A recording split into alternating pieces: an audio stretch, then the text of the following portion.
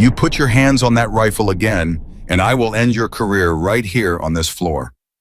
General Thomas Whitaker's roar tore through the weapons bay as he grabbed the young sergeant and hurled her back against the steel rack, his face purple with rage. "You are a fraud, a disgrace, and you have no right to breathe near a 50 caliber guards. I want her in a cell." The soldiers froze. Everyone waited for the girl to crumble, to cry, to beg for mercy. Instead, Claire Bennett slowly pushed herself off the rack, straightened her uniform, looked a 3-star general dead in the eyes, and said 4 quiet words that stopped him cold. Before we go on, if you love stories about quiet heroes who are underestimated and then prove everyone wrong, please take a moment to subscribe to this channel and follow this story and all the way to the end. And leave a comment telling me the city where you are watching from right now, because I would truly love to see how far this story travels across the country and around the world. Now let us begin. "I did, sir." That was what she said. 3 simple words spoken without heat, without fear, without the slightest tremble in her voice. "I gave myself permission, sir." General Thomas Whitaker had spent 34 years in the United States Army. He had commanded men in places that never appeared on any map. He had stood in rooms where the fate of thousands hung on a single decision. He had looked into the faces of hardened colonels and watched them go pale. And in all those years, in all those rooms, he had never once heard a junior enlisted soldier answer a general with such flat, unshakable calm. For a moment, he did not know what to do with it. "Say that again, Sergeant," he said quietly. The quiet was worse than the shouting, and everyone in the room knew it. "I authorized myself to inspect the rifle, sir," she repeated. "I am cleared for this weapon.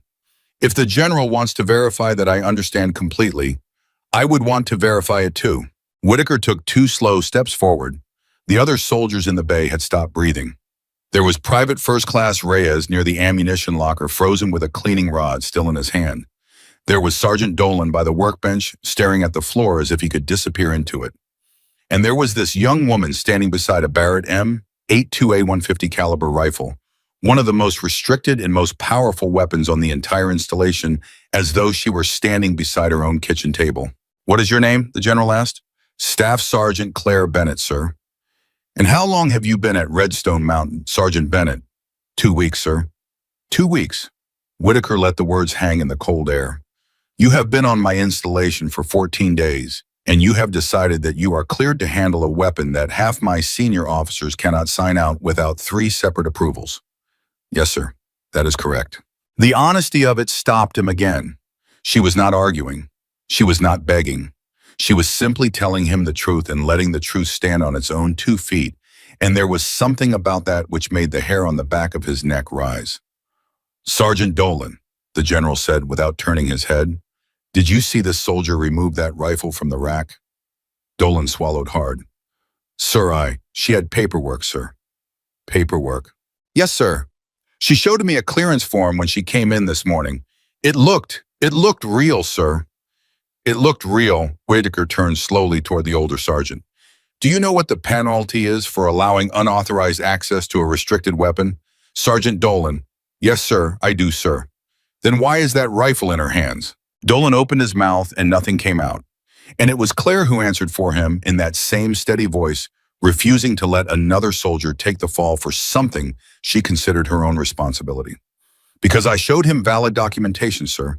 Sergeant Dolan followed procedure. If there is a problem with my access, the problem is with my file, not with his judgment. I would ask the general to remember that when this is sorted out." Whitaker stared at her. In 34 years, he had learned to read soldiers the way some men read weather. He could tell the ones who were lying by the way their eyes drifted up and to the left. He could tell the ones who were terrified by the sweat on their upper lip. He could tell the frauds, the fakers, the ones who wore courage like a borrowed coat that did not fit. Claire Bennett was none of those things, and that frightened him more than a lie ever could. "Put the rifle down," he said. "Slowly, clear it first."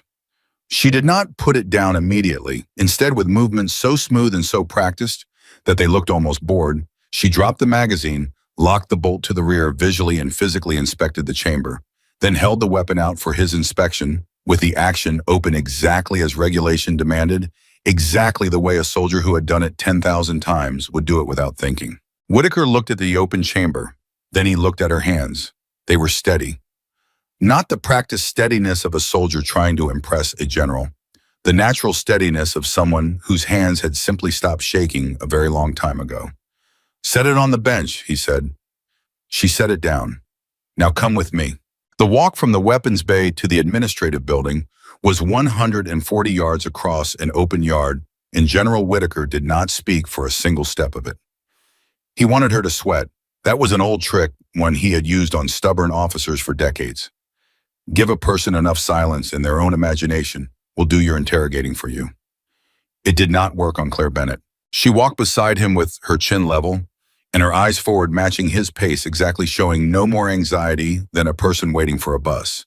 When they reached his office and he told her to stand at ease in front of his desk, she stood at ease. When he sat down and pulled up the base personnel system on his computer, she waited without a word. "I'm going to look at your file," he said.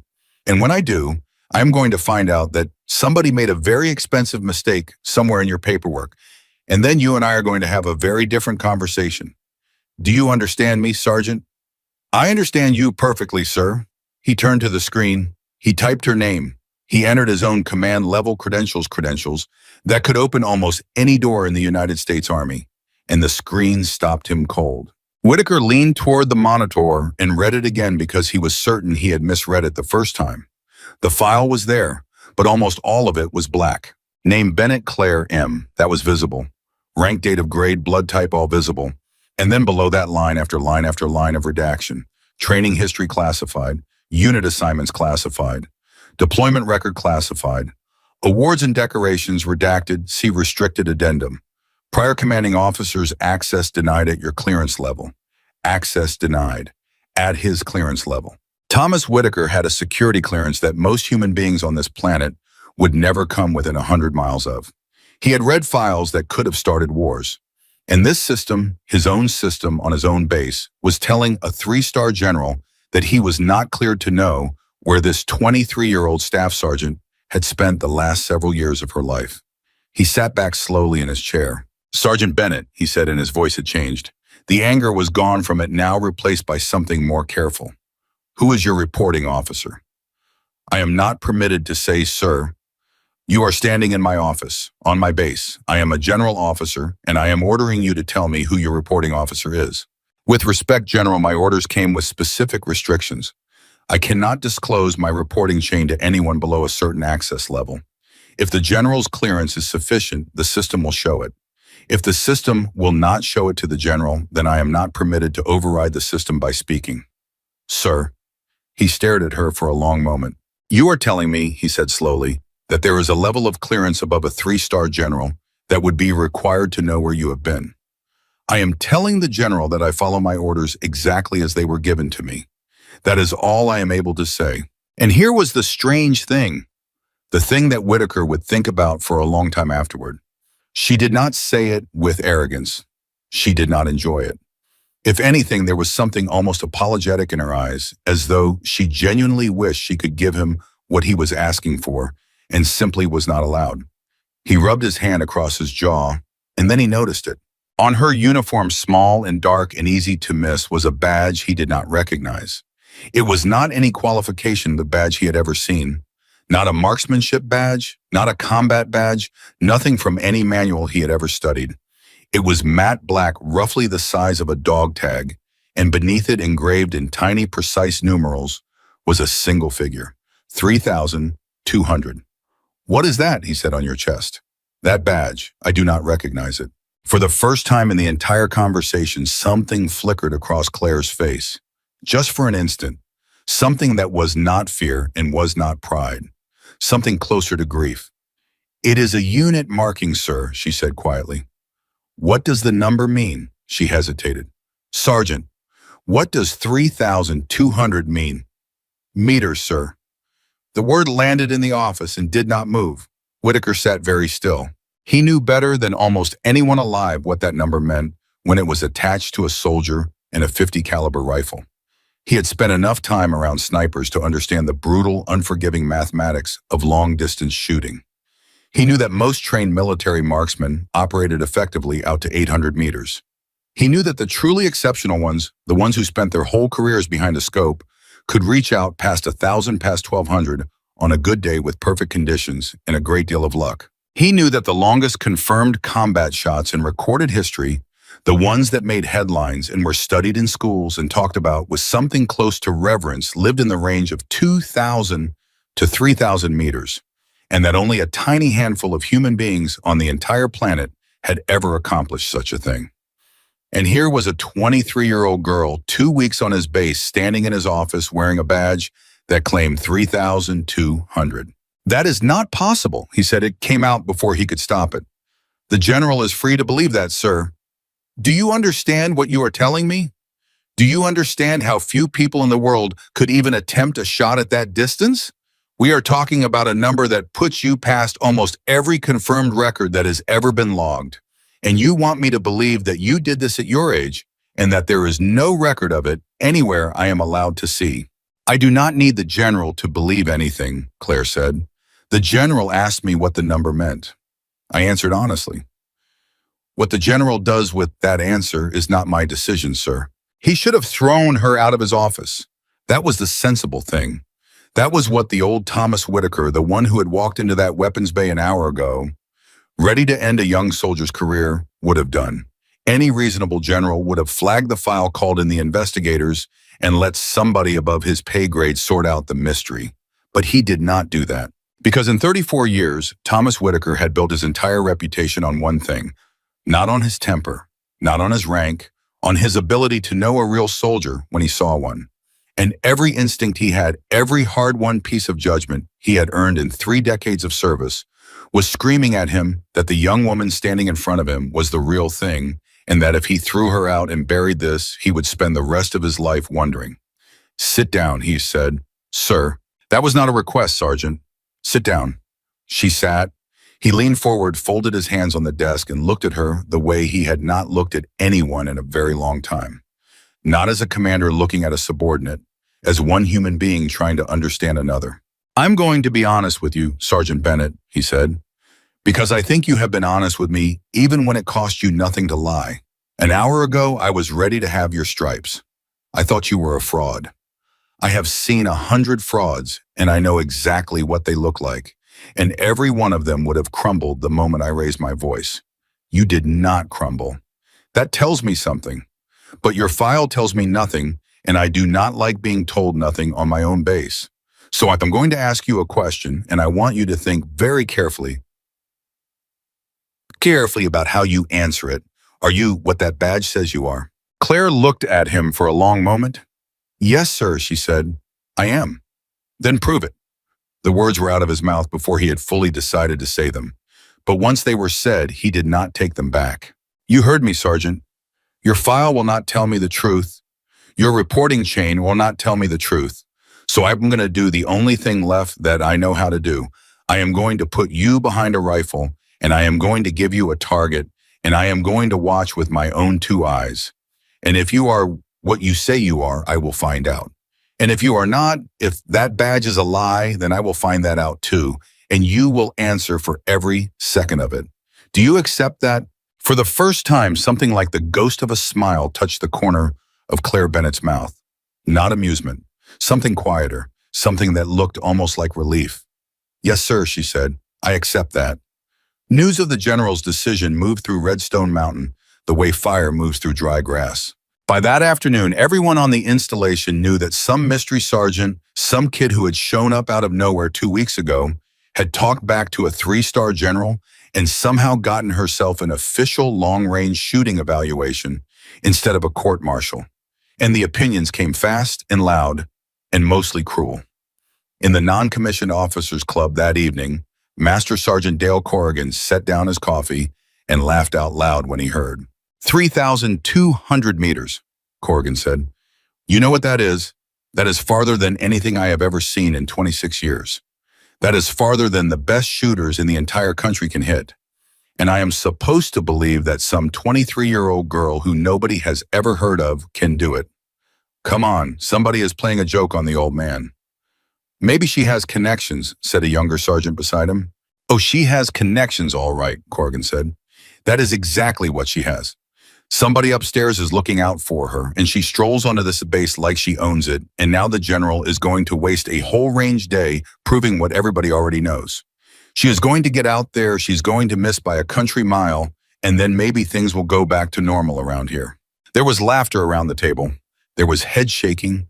There was the particular cruelty of experienced men who had decided before seeing a single thing with their own eyes that a young woman could not possibly be what she claimed to be. Not everyone laughed. At the far end of the club, alone with a cup of coffee going cold in front of him, sat Captain Ethan Wallace. Wallace was the officer in charge of the long-range facility where the evaluation would take place. He was 38 years old, and he had spent 12 of those years around the finest marksmen the Army had to offer. He had seen the best. He had trained some of them, and he did not laugh, because Ethan Wallace had heard something the others had not. Earlier that day, when the paperwork for the evaluation crossed his desk, he had made a phone call. Just a routine call verifying the logistics, arranging the range time. And the officer on the other end of the line, an old friend from a different command, had gone very quiet when Wallace mentioned the name Bennett. "Say that name again," the voice on the phone had said. "Bennett, Claire Bennett, Staff Sergeant.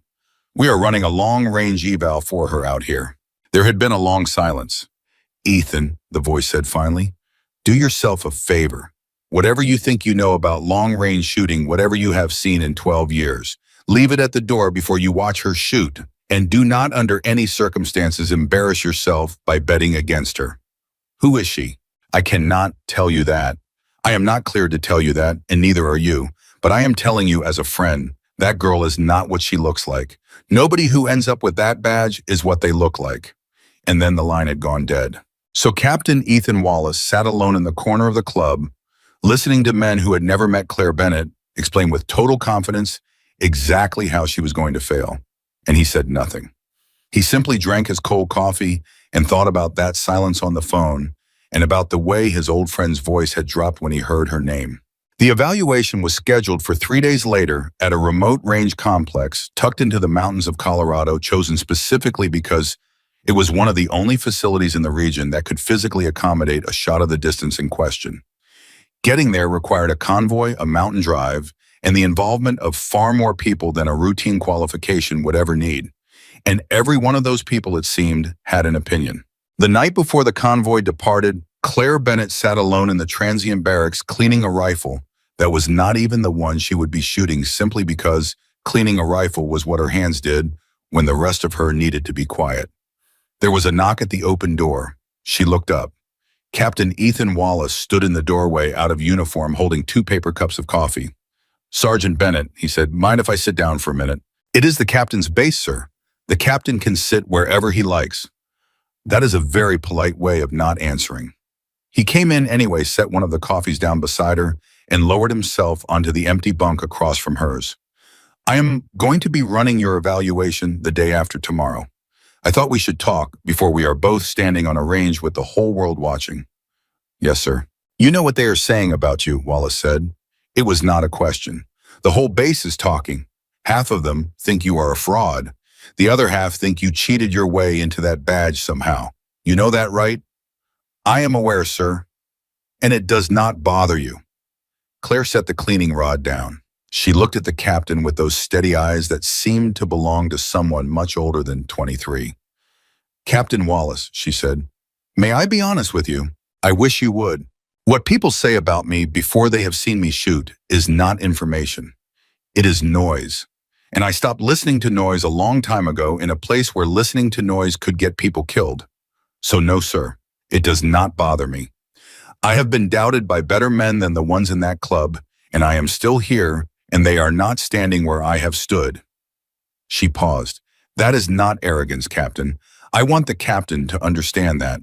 It is just the truth, and I am tired enough of being doubted that I have stopped decorating the truth to make it easier to hear." Wallace studied her for a long time. "You know," he said slowly, "in 12 years around shooters, I have met a lot of talented people. And the talented ones, the ones who are really good, they always want you to know it. They cannot help it. They drop hints. They tell the stories. They make sure you understand how good they are, because being good is the most important thing in their whole world." He tilted his head. "You have not done any of that, not once. You keep telling me you are good, but only because I keep asking you directly, and every time you say it, you look like you would rather be talking about anything else. That is because I would, sir. Why? Claire was quiet for a moment, and when she answered, her voice was lower. Because the shots I am proud of are not the ones I am allowed to talk about, she said. And the number on this badge is not something I earned in a competition, Captain. I did not win a trophy for it. I want the captain to be very clear about that before he watches me shoot the day after tomorrow, because I think he is a good enough officer to deserve the truth. That number came from the worst day of my life, and every time I put my eye behind a scope, I have to walk back into that day to do it. So no, sir, I do not enjoy talking about how good I am. Being this good cost me something that I am still paying for. The captain did not say anything for a long moment. Who were you shooting for? He asked quietly. On that day, Claire picked the cleaning rod back up. Her hands were steady, but her voice when it came was not quite as steady as before. People who were counting on me to be perfect, she said. That is all I can say, sir. People who were counting on me and who did not have anyone else. Ethan Wallace stood up slowly. He looked down at the young sergeant cleaning a rifle she would not even use, and he understood suddenly and completely why his old friend on the phone had gone so quiet. I am going to tell you something, Sergeant Bennett, Wallace said, and I am going to say it once, and then I am going to leave you alone. The day after tomorrow, there are going to be a lot of men on that range hoping you fail. Some of them because they cannot stand the idea that you might be better than they are. Some of them is because you are new and you are young and you did not ask their permission to be extraordinary. He paused at the door. I am not one of them. Whatever happens out there, I want you to know that at least one person watching wants to see you hit that target. Not to prove anything to the general. Just because I think you have earned the right to be believed. Claire looked up at him, and for just a second the armor slipped, and he saw how tired she really was underneath it. Thank you, sir, she said quietly. The captain has no idea how rare it is for someone to say that to me. The morning of the evaluation arrived cold and hard and clear. The convoy wound up into the mountains before dawn, and by the time the sun had fully cleared the ridgeline, the range was crowded with more people than anyone had expected. Word had spread. Officers had invented reasons to be present. Senior non-commissioned officers had arranged their schedules to make sure they could watch. Everyone wanted to see it. Everyone wanted to be able to say afterward that they had been there. General Whitaker arrived last, stepping out of his vehicle with Captain Wallace at his side, and the entire crowd came to attention. Be at ease, the general said. Let us get one thing understood before we begin. This is not a show. This is an official evaluation conducted for a specific reason, and every one of you is going to conduct yourselves professionally regardless of what you personally believe about the outcome. Am I clear? Yes, sir, the crowd answered. But Whitaker could see it in their faces. The doubt, the barely hidden smiles. Master Sergeant Corrigan near the front, arms folded across his chest, wearing the expression of a man who had already decided how the day would end and was simply waiting to be proven right. And then Claire Bennett stepped out of the second vehicle and the crowd went quiet. She did not look like a legend. That was the first thing everyone noticed. She looked small and young and unremarkable. A slight young woman in ordinary gear carrying nothing but a case and a data book. She did not swagger. She did not scan the crowd looking for admirers. She simply walked to the firing position, set down her case, and knelt beside it and began to work. That is her, someone whispered. That is the 3,200-meter girl. That is her. She looks like somebody's daughter. She was somebody's daughter. That was the thing that none of them were thinking about, standing there in the cold with their arms folded and their easy contempt. She was somebody's daughter, and somewhere far away there was a mother who did not know where she was, who could only ever ask one question, and who received the same one-word answer every single time. Whitaker watched her open the case and begin assembling the Barrett, and even from a distance, even to a man who was not himself a sniper, something about the way she handled the weapon was different from everything he had seen before. He leaned toward Wallace. Captain, he said quietly, you have watched a lot of shooters. Tell me what you see. Wallace was silent for a moment, his eyes fixed on Claire. Sir, he said finally, you see how she is not rushing. Every man out here is watching her, and she is moving like she is completely alone. That is the first thing. The really good ones, they perform for the crowd. They speed up, they show off, they let the pressure change them. She is not performing for anybody. He paused. And look at her hands, sir. Look how still they are. It is 40 degrees out here. She is under more scrutiny than any shooter I have ever seen, and her hands are not moving at all. That is not training, General. You cannot train that. That is something that gets built into a person after they have done this, when it actually mattered, when the target could shoot back. Whitaker said nothing, but he filed the words away. Down at the firing line, Claire finished assembling the rifle and settled into position behind it. She pulled out her data book. She checked the wind. She checked it again. She looked through her spotting scope at a target that was so far away it was invisible to the naked eye, a steel plate sitting 3,200 meters distant across a valley over uneven ground, exposed to crosswinds that shifted and swirled between the mountains. Captain Wallace moved down to the firing line to act as her official range observer, taking up a position behind his own spotting scope. He was the one man out there qualified to confirm the shot, and he intended to confirm it honestly, whatever the result. Sergeant Bennett, he said, in your own time, there is no rush. This is your range. Yes, sir. She did not answer anything else. She had gone somewhere else now, somewhere the crowd could not follow, somewhere behind her own eyes.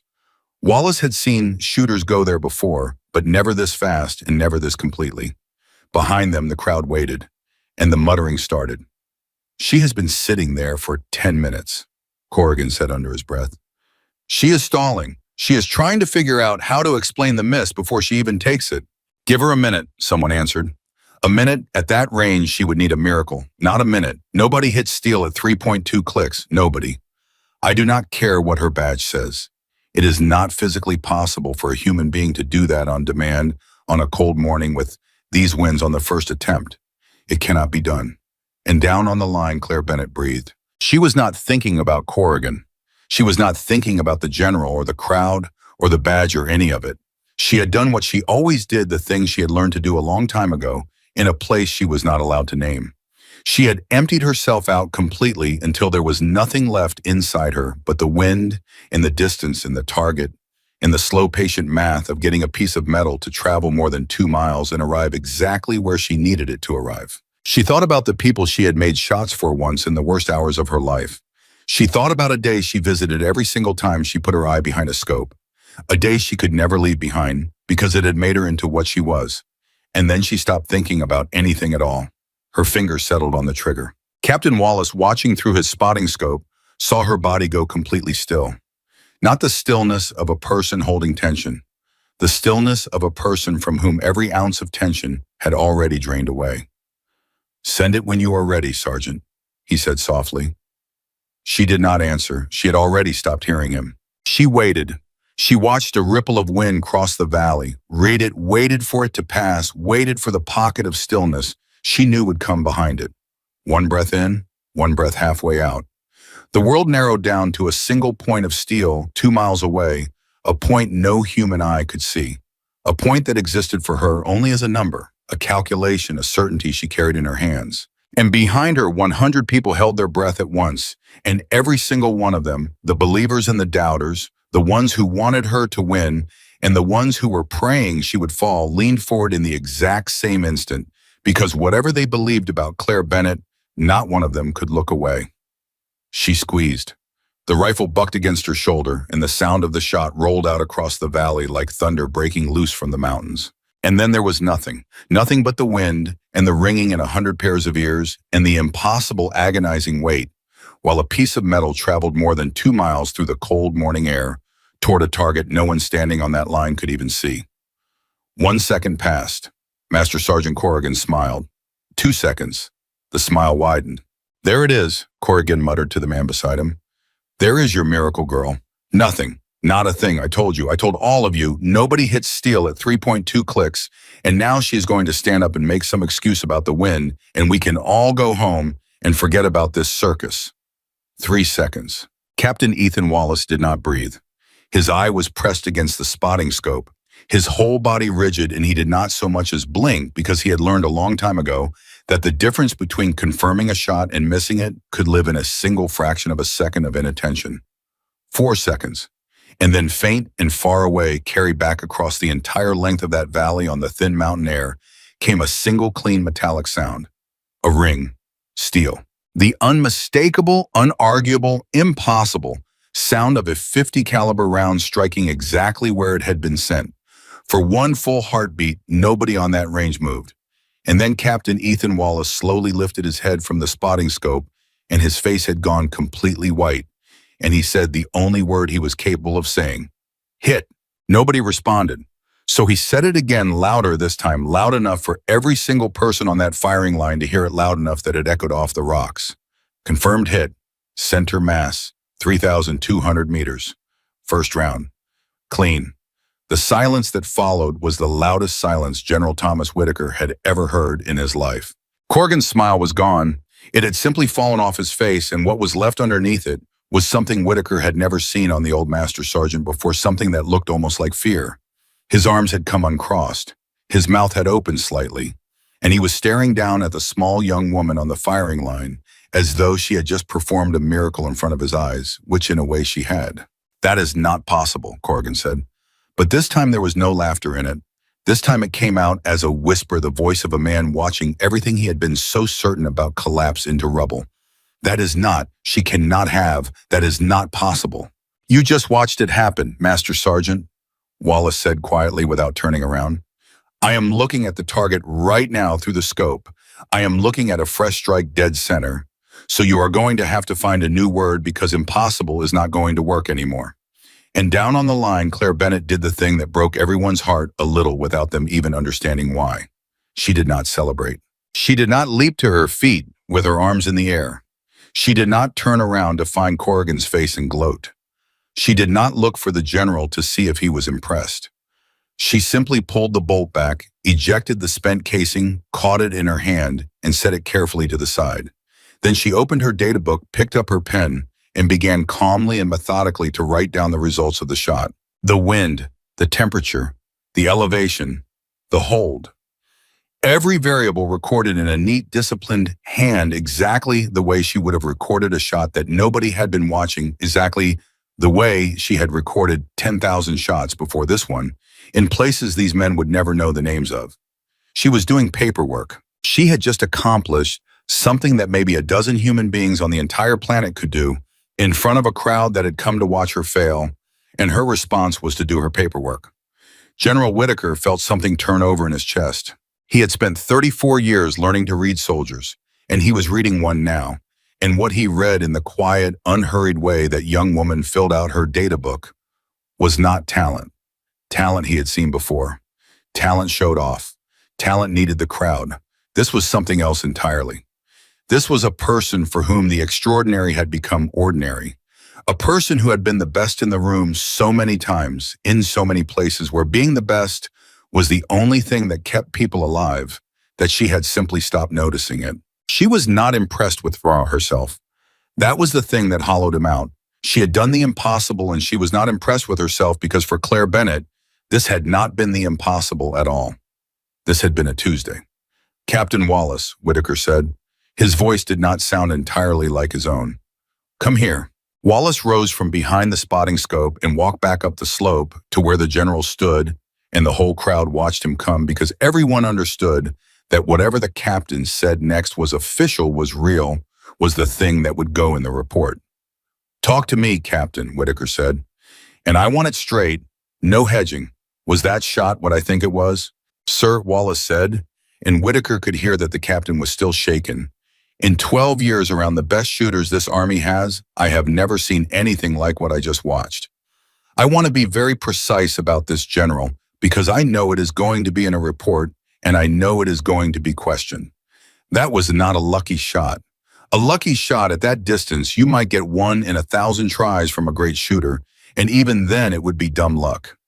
What I just watched was not luck." She read the wind. She waited for a window.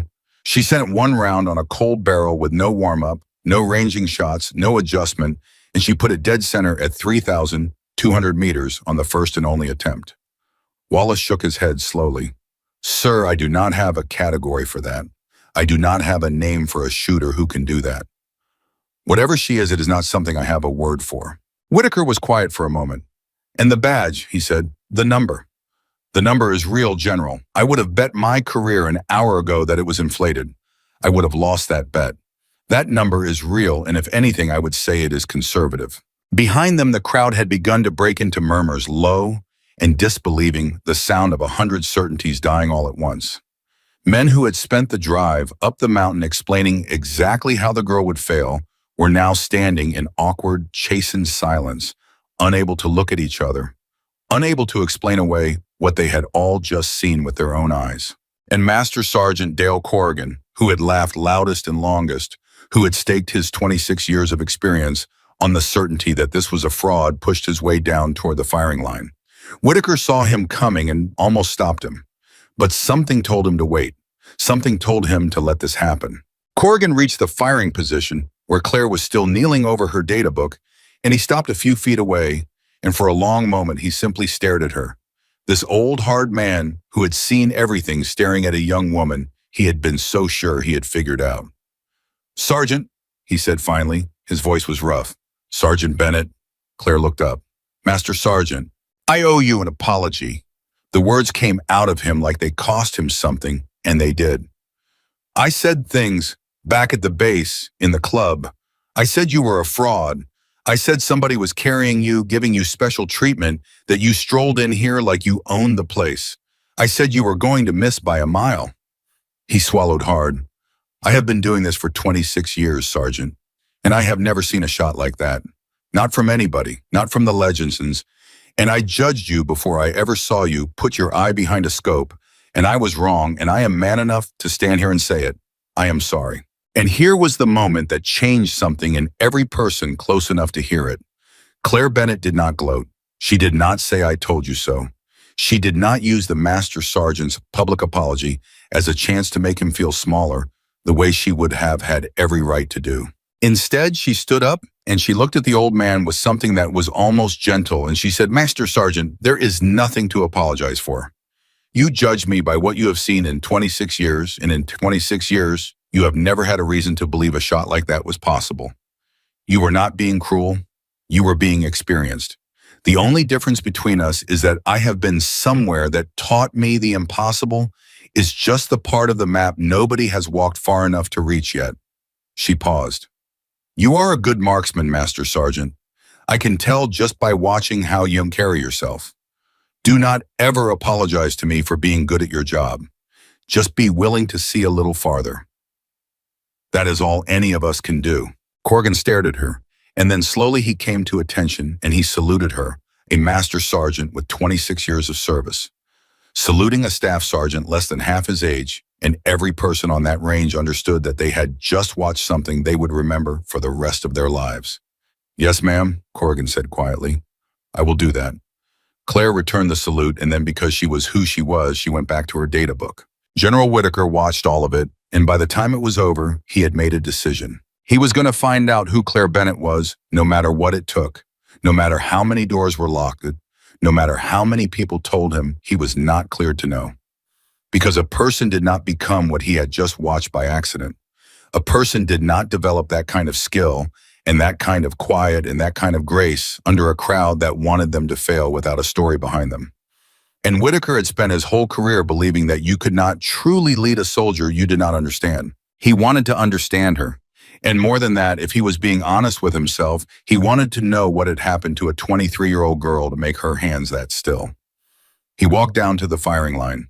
"Sergeant Bennett," she stood, closed her data book, and came to attention. "Sir." "At ease." He looked at her for a long moment.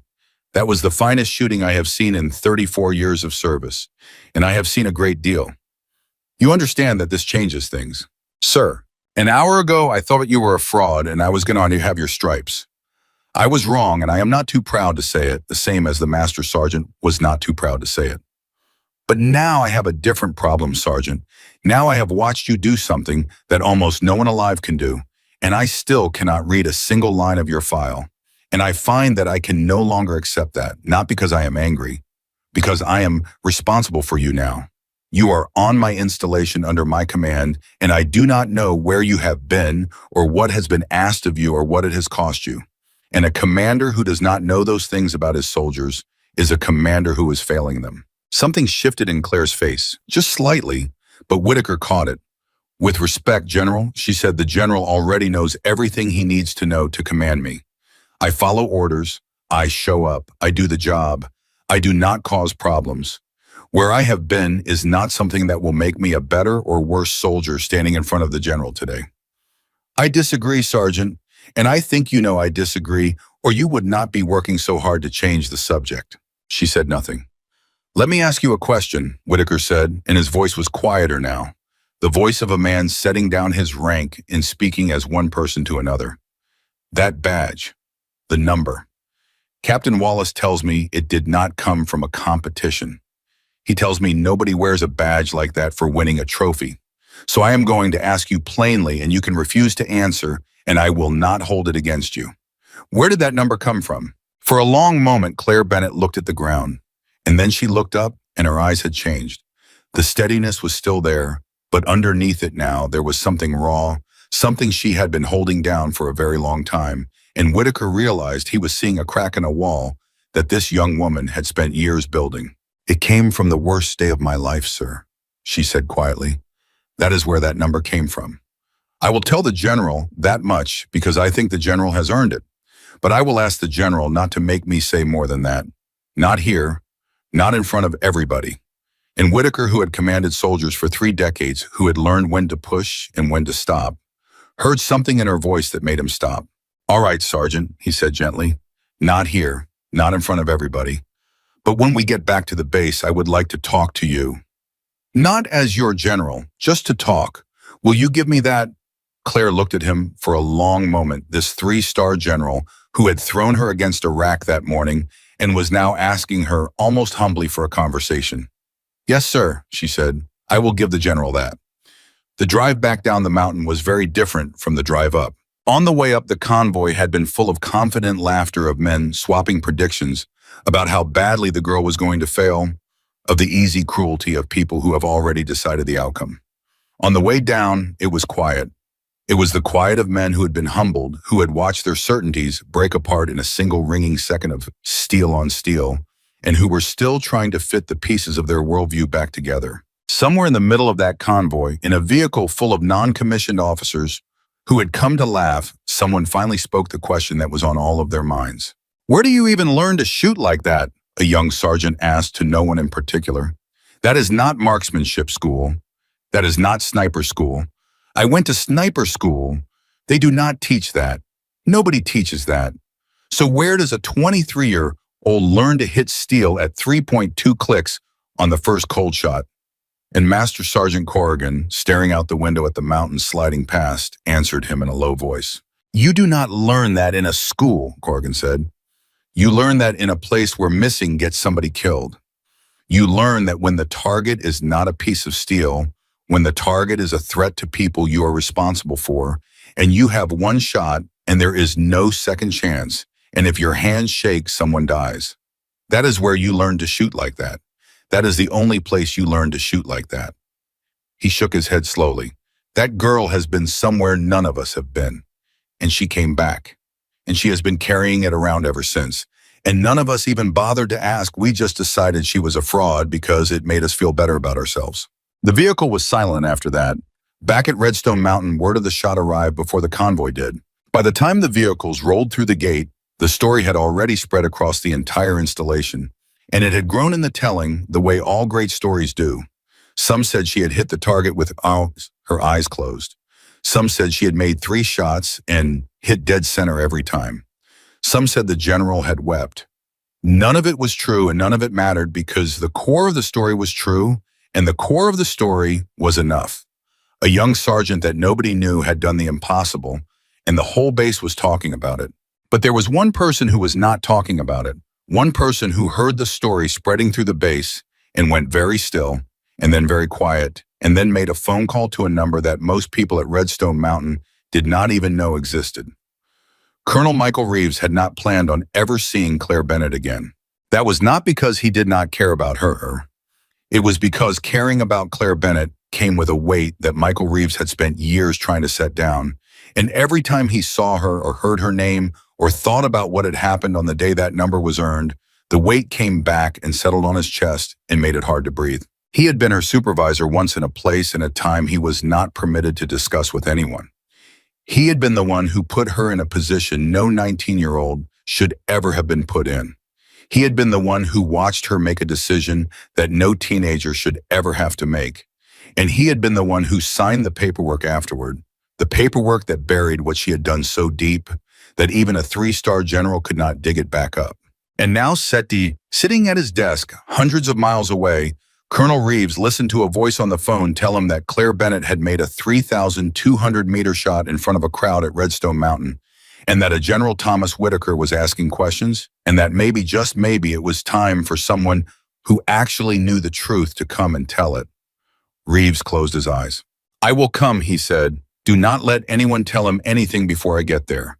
Whatever happened, whatever he thinks he knows, he does not know, the half of it, and I am not going to let that girl's story get told by people who were not there.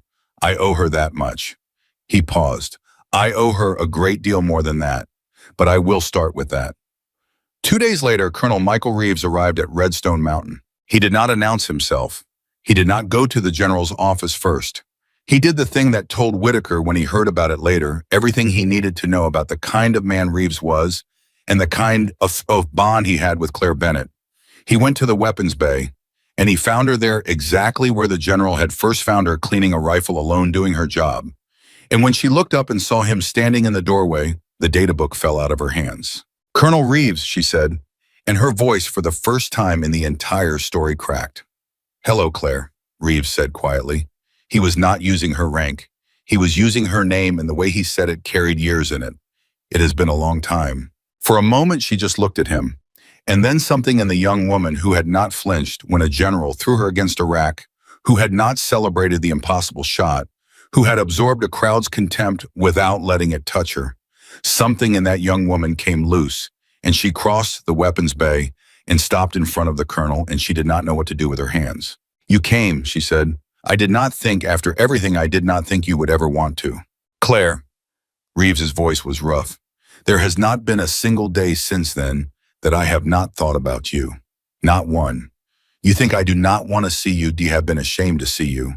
There is a difference. I put you in that position. I gave you that shot. You were 19 years old, and I asked you to do something that I had no right to ask anyone to do, let alone a girl who should have been worrying about ordinary things, and you did it, and it saved them, all of them. And then I signed the papers that made sure the whole world would never know. I did that, not you. So do not stand there and think I did not want to come. I did not come because I could not look at what I did to you." Claire's eyes were wet now, and she was not fighting it as hard as she usually did. "You did not do anything to me, Colonel," she said. "You gave me a choice, and I made it. And I would make it again. Every single time I would make it again, because they came home, and that is the only thing that has ever mattered to me about that day. You did not put a weight on me. You gave me the one thing I have that I am not ashamed of." Reeves closed his eyes, and when he opened them, they were wet too. "There is a general here," he said, "asking questions. Whitaker, do you know what he wants?" "He wants to understand me," Claire said. "He is not a bad man, Colonel. He threw me against a rack the first day, and then he watched me shoot, and something changed in him. He asked me where the number came from.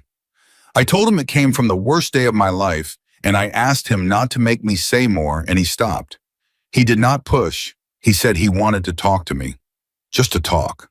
"And do you want to talk to him?" Claire was quiet for a long moment. "I do not know," she said honestly. "I have spent so long not talking about it that I do not know what happens if I start. But he is a good commander, Colonel. And I am tired. I am so tired of being the girl nobody knows, the file nobody can read, the number nobody understands. Sometimes I think it would be a relief if just one person in charge of me actually knew what it cost." Reeves put his hand on her shoulder. "Then let me tell him," he said, "not the classified parts. I cannot tell him those, and neither can you, and we both know it. But the truth of it, the shape of it, what it meant, what you did. Let me be the one to tell him, Claire, because I was there, and because for once in my life I would like to do something for you instead of to you. Will you let me do that?" And Claire Bennett, who had carried this alone for years, who had absorbed every doubt and every insult and every raised eyebrow without ever once being able to explain herself, looked at the man who had been there on the worst day of her life, and she nodded. "Yes," she said quietly, "I will let you do that." General Whitaker was in his office when Colonel Reeves knocked on the doorframe. "General Whitaker, Colonel Michael Reeves, I believe you have been asking about a soldier under my former command." Whitaker stood immediately. "Colonel, yes, please come in, sit down. I have been trying for 3 days to get a single answer about Sergeant Bennett, and every door I open is locked." "They are locked for a reason, General," Reeves said, taking a seat. "And most of them are going to stay locked because I am not cleared to open them, and neither are you. But I have talked to Claire, and she has given me permission to tell you what I can. Not the operational details, not the where or the when, but the truth of what that number on her chest means.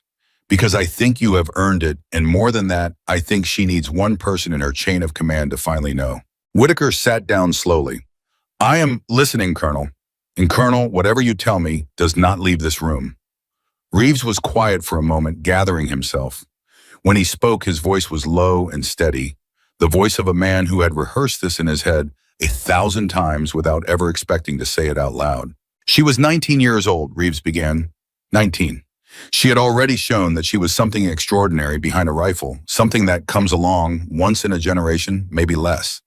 She had a gift that people spend their whole lives chasing and never touch. And because she had that gift, she ended up in a place where that gift was needed, and I was the officer responsible for her. He paused. "There was a day, General. I cannot tell you where. I cannot tell you when. But there was a day when several American service members were in a situation they were not going to survive. There was no rescue coming in time. There were no good options. There was one option, and the option was a shot, and it was a shot that no one believed could be made at a distance that no one believed was possible under conditions that were about as bad as conditions get. And the only person in position to take that shot was a 19-year-old girl." Whitaker did not move. "I gave her the shot, General," Reeves said, and his voice was thick now. "I want you to understand that I made that call. I looked at a teenager and I told her that the lives of those men were in her hands, that there was no one else, that if she missed, they died, and that she had one round to make it. And I have hated myself for it every day since, because no one should ever have to put that on a 19-year-old, no matter how good she is." "And she made it," Whitaker said quietly. "It was not a question. She made it." Reeves looked up, and there were tears standing in his eyes now, unashamed. 3,200 meters, one round, cold barrel, worst conditions I have ever seen. And a 19-year-old girl put that round exactly where it needed to go, and every one of those men came home to their families. Every single one. There are children walking around today, General, kids who have their fathers, because a teenager did not let her hands shake on the worst day of her life. The office was silent. There was no ceremony, Reeves went on. There was no medal, not one that anyone will ever see. There was no story in the news. There was nothing but a badge that only a handful of people in the world would even recognize, and a number that means nothing to anyone who does not know what it cost. She saved their lives, and the reward for it was to disappear. To have her file sealed, to become the girl nobody knows, the soldier with the erased history, the one who gets thrown against a weapons rack by a general who has no idea who she is.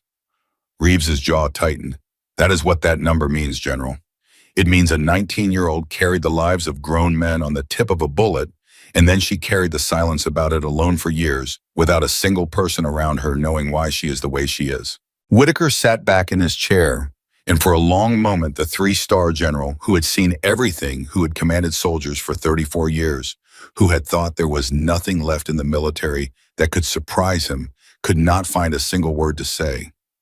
"My God," he said finally, "and I threw her against a rack. You did not know." "That is not an excuse, Colonel. That is exactly the problem.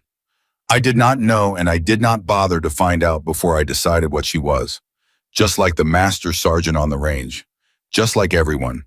We all looked at a young woman we did not recognize, and we decided she was nobody, and the entire time she was carrying that."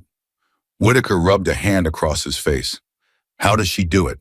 How does she stand there day after day letting people think she is nothing when she could tell them when she has every right to make them all feel this small, and she does not? Reeves managed a small, sad smile. Because that is who she is, General. She never did any of it for the recognition. If she wanted recognition, there are ways she could have gotten it. She did it because those men needed to come home. That was the whole reason. That is still the whole reason with everything she does. She does not need you to know. She never needed anyone to know. He paused. But I will tell you something. It would mean more to her than she would ever admit if just once one person in charge of her looked at her and saw all of it, saw the whole weight of it, and did not need her to explain. Whitaker stood up. Where is she now, Colonel? Where she always is, General, in the weapons bay, doing her job, same as if none of this had ever happened. The general walked out of his office, and he did not stop, and he did not slow down, and every soldier he passed came to attention, and he waved them off without breaking stride, because he had somewhere he needed to be and something he needed to do, and for the first time in a long time, Thomas Whitaker was not walking as a general. He was walking as a man who had gotten something very wrong and who intended to make it right. He reached the weapons bay, and there she was exactly where Reeves had said she would be, exactly where he had first found her kneeling beside a rifle with her data book open, doing her job in the quiet, unremarkable way she did everything. And for a moment, Whitaker just stood in the doorway and looked at her, and he saw her differently now. Completely differently, the way you see a person once you finally understand what they have survived.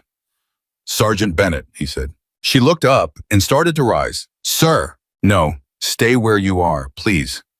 He came into the room and stopped a few feet from her, and then to the astonishment of the two other soldiers working nearby, a three-star general lowered himself down so that he was closer to her level, so that he was not looking down at her. I spoke with Colonel Reeves. He told me what he could. I know I am not cleared for the details, and I am not asking for them, but I know enough now, Sergeant. I know what that number means. I know what you did, and I know what it cost you. Claire went very still. He told the general, she said quietly.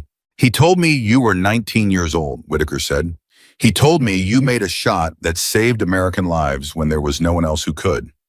He told me there was no ceremony, no medal, no recognition, nothing but silence and a badge that almost no one in the world can read.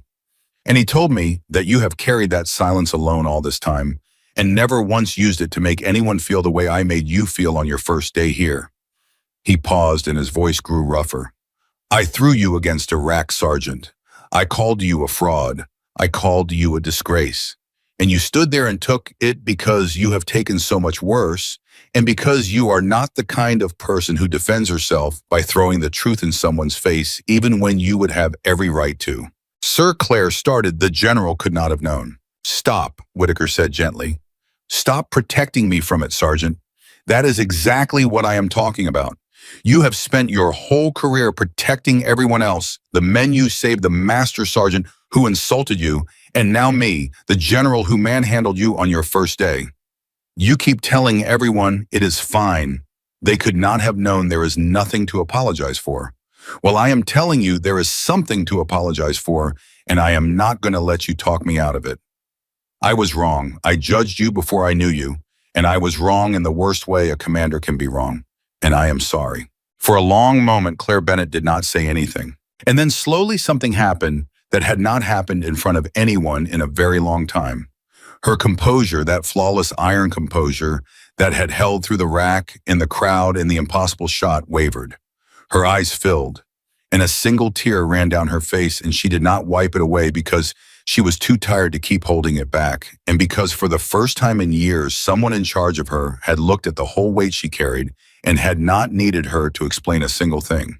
Do you know, she said, and her voice was unsteady now, how long it has been since someone said that to me?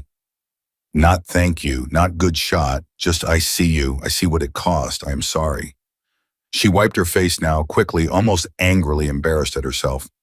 I have been the girl nobody knows for so long that I forgot what it felt like to be seen. I forgot it was even possible. Whitaker reached out and very gently put his hand on her shoulder, the same shoulder he had grabbed in anger on her first day. Well, he said quietly, you are not the girl nobody knows anymore, not to me. Whatever else happens, Sergeant Bennett, you have one person in your chain of command who knows exactly who you are and who is going to make very sure that you are never again treated like nobody on my installation. That is a promise. and I do not make promises I do not intend to keep." And Claire Bennett, 23 years old, who had made the impossible shot at 19 and carried the silence ever since, looked up at the general with tears on her face and something in her eyes that had not been there in a very long time. Not pride, not relief, something more like being home. "Thank you, sir," she whispered. And in the doorway of the weapons bay, unnoticed by either of them, Colonel Michael Reeves stood watching, and for the first time in years, the weight on his chest felt just a little bit lighter. Because the girl he had asked to do the impossible, the girl he had buried in silence, was finally being seen. The lightness in Colonel Reeves' chest did not last the week. Because 3 days after the general made his promise in the weapons bay, a black vehicle rolled through the gate at Redstone Mountain that no one had cleared, no one had announced, and no one had the authority to turn away. And the man who stepped out of it was carrying a briefcase, a set of orders, and a smile that did not reach anywhere near his eyes. His name was Gerald Vance, and he was not military. That was the first thing everyone noticed. He wore a civilian suit, expensive and gray, and he moved through the installation like a man who had been on 100 military bases and had never once felt small on any of them. He did not salute anyone. He did not need to. He handed a single sheet of paper to the gate guard, and the gate guard read it and went pale and picked up a phone, and within 10 minutes the word had reached General Whitaker's office that a man from an agency no one wanted to name had arrived, and that he was asking for Staff Sergeant Claire Bennett by name. Whitaker was on his feet before the sentence was finished. "Say that again," he said. "Sir, there is a civilian at the front of Barrett. He has federal credentials, the kind that override base command. He is asking for Sergeant Bennett. He says he is here to conduct a review, and he says, sir, he says he does not require your permission to do it." Whitaker's jaw tightened. "Get Colonel Reeves now, and do not let that man within 100 feet of Sergeant Bennett until I have looked him in the eye myself." But it was already too late for that. Because Gerald Vance was not a man who waited to be escorted. By the time Whitaker made it down to the front of the administrative building, Vance was already standing there, briefcase in hand, and he had already found Claire Bennett, and the two of them were standing several feet apart in a silence so tense that the soldiers around them had unconsciously backed away. Claire's face had changed. Whitaker saw it the moment he came around the corner, and it stopped him cold. All the quiet steadiness, all the calm that had held through the rack and the crowd and the impossible shot, all of it was gone. In its place was something he had not seen on her before. Not fear exactly. Something colder than fear. The look of a person seeing a ghost they had spent years praying they would never see again. "Hello, Claire," Vance said. "You are not supposed to be here," Claire said. Her voice was low and flat. "You are not supposed to be anywhere near me." That was the agreement. Agreements change. Vance smiled that smile that touched nothing. "You made a shot in front of 100 people, Claire. You put a number on your chest and let a crowd watch you prove it. Do you have any idea what that does? Do you have any idea how many quiet arrangements come undone the moment someone extraordinary decides to stop being invisible?" "I did not decide anything," Claire said. "I was ordered to demonstrate by a general who had every right to order it. I did not ask for a crowd. I did not ask for any of this. And yet here we are." "Here we are," Whitaker said, stepping into the space between them, and his voice was the voice he used when he wanted a room to understand exactly who was in command of it. "I am General Thomas Whitaker. This is my installation, and you are going to tell me right now who you are, what agency you represent, and what business you think you have with a soldier under my command." Vance turned to look at him, and he took his time about it, and when he finally spoke, his tone carried the particular arrogance of a man who had made generals nervous before and had enjoyed every second of it. "General Whitaker, your reputation precedes you. 34 years, 3 stars, a spotless record." He tilted his head. "I represent an interest that operates several levels above the concerns of any installation commander. I am here to review an asset. That asset is standing right there. And with respect, General, your rank, impressive as it is, does not reach the shelf that my authority sits on. So I would ask you to step aside and let me do my job." "An asset," Whitaker repeated slowly, and something dangerous came into his voice. "You just called a soldier standing on my base an asset. You are going to want to choose your next words very carefully, because the last man who treated Sergeant Bennett like she was less than a human being was me on her first day here, and I have spent every day since regretting it. So I am not inclined to stand here and let you do the same thing in front of me twice. Vance's smile flickered just slightly. And it was in that moment that Colonel Reeves came around the corner at something close to a run, and when he saw who was standing there, he stopped so suddenly that he nearly lost his footing. Vance, Reeves breathed. No, no, you do not get to come here. Not after everything. You do not get to walk back into her life like you have any right to it. Colonel Reeves, Vance's smile returned in full. I wondered if you would be here. It seems everyone who buried this girl has come to check on their handiwork. How touching. The team is back together. What do you want, Vance? Reeves' voice was shaking now, but not with fear. With fury. She did everything you people ever asked of her. She did the impossible when she was 19 years old, and then she vanished exactly the way you told her to. She has caused you no problems. She has spoken to no one. So what could you possibly want from her now? Vance set his briefcase down on a nearby bench, opened it, and withdrew a single folder. There is a situation, he said. The details do not concern the general or the colonel, and frankly, they no longer concern the two of you at all. But there is a situation, and it requires a particular capability, and there are very few people in the world who possess that capability, and one of them has just spent the last week reminding an entire installation of exactly how rare she is. He looked at Claire. You put yourself back on the board, Claire. You made yourself visible. And now that you are visible, you are useful again. So I am here to activate you. The word hit the small crowd like a physical thing.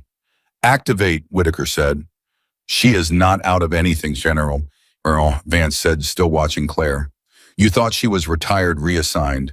Just a staff sergeant doing weapons maintenance on a mountain in Montana Numb.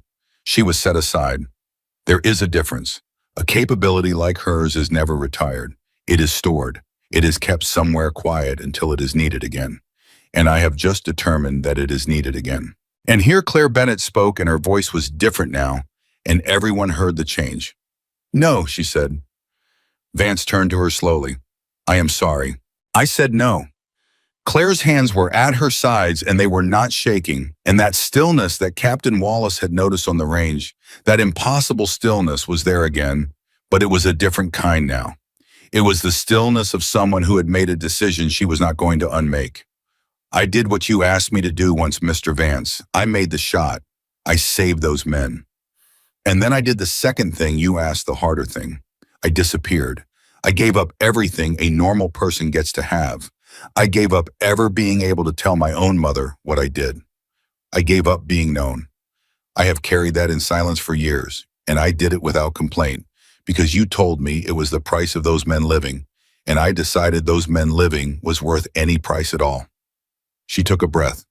But you never told me the price would be forever.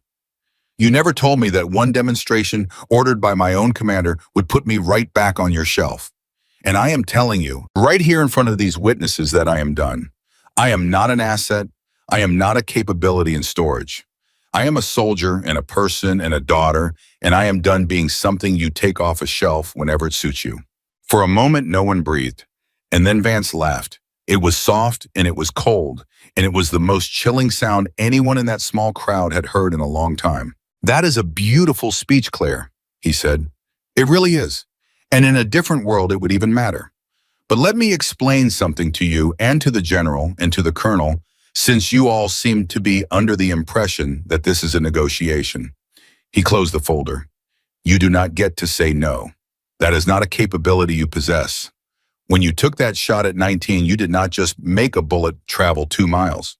You made an agreement, and that agreement did not have an expiration date, and it did not have a clause where you get to decide years later that you would prefer to be an ordinary person now. You are what you are. You cannot unring that bell, and the moment you decided to prove to a crowd exactly what you are, you gave up any pretense that you could hide from it. That is enough. The voice was Whitaker's, and it cut through the air like a blade. That is enough, Mr. Vance, the general said, and he stepped fully in front of Claire now, so that Vance would have to go through him to reach her. I have listened to you insult a soldier under my command. I have listened to you talk about a human being like she is a tool you left in a drawer.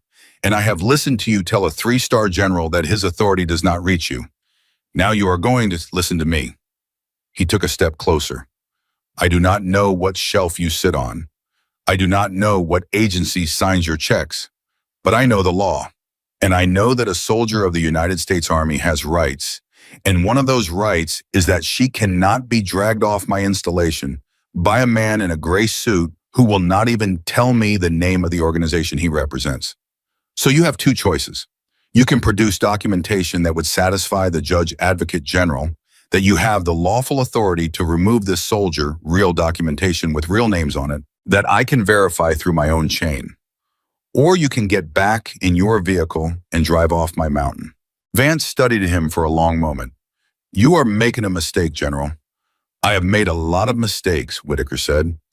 Grabbing that young woman by the shoulder on her first day was one of them. Protecting her from you is not going to be another. Now, which is it going to be? The paperwork or the gate? And Gerald Vance did something then that made the situation worse instead of better.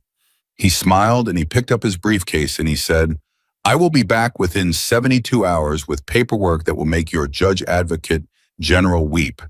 And when I come back, General, I will not be alone and I will not be asking. Enjoy your 72 hours. And he turned and he walked back to his vehicle and he drove off the mountain, and the silence he left behind was worse than anything he had said. Whitaker turned to Claire.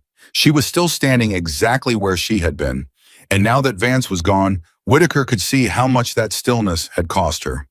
Her jaw was tight, her breathing was careful and controlled in the way of a person keeping herself together by force. Sergeant, he said gently, who was that man? He is the reason there is no ceremony, Claire said quietly. He is the reason there is no medal.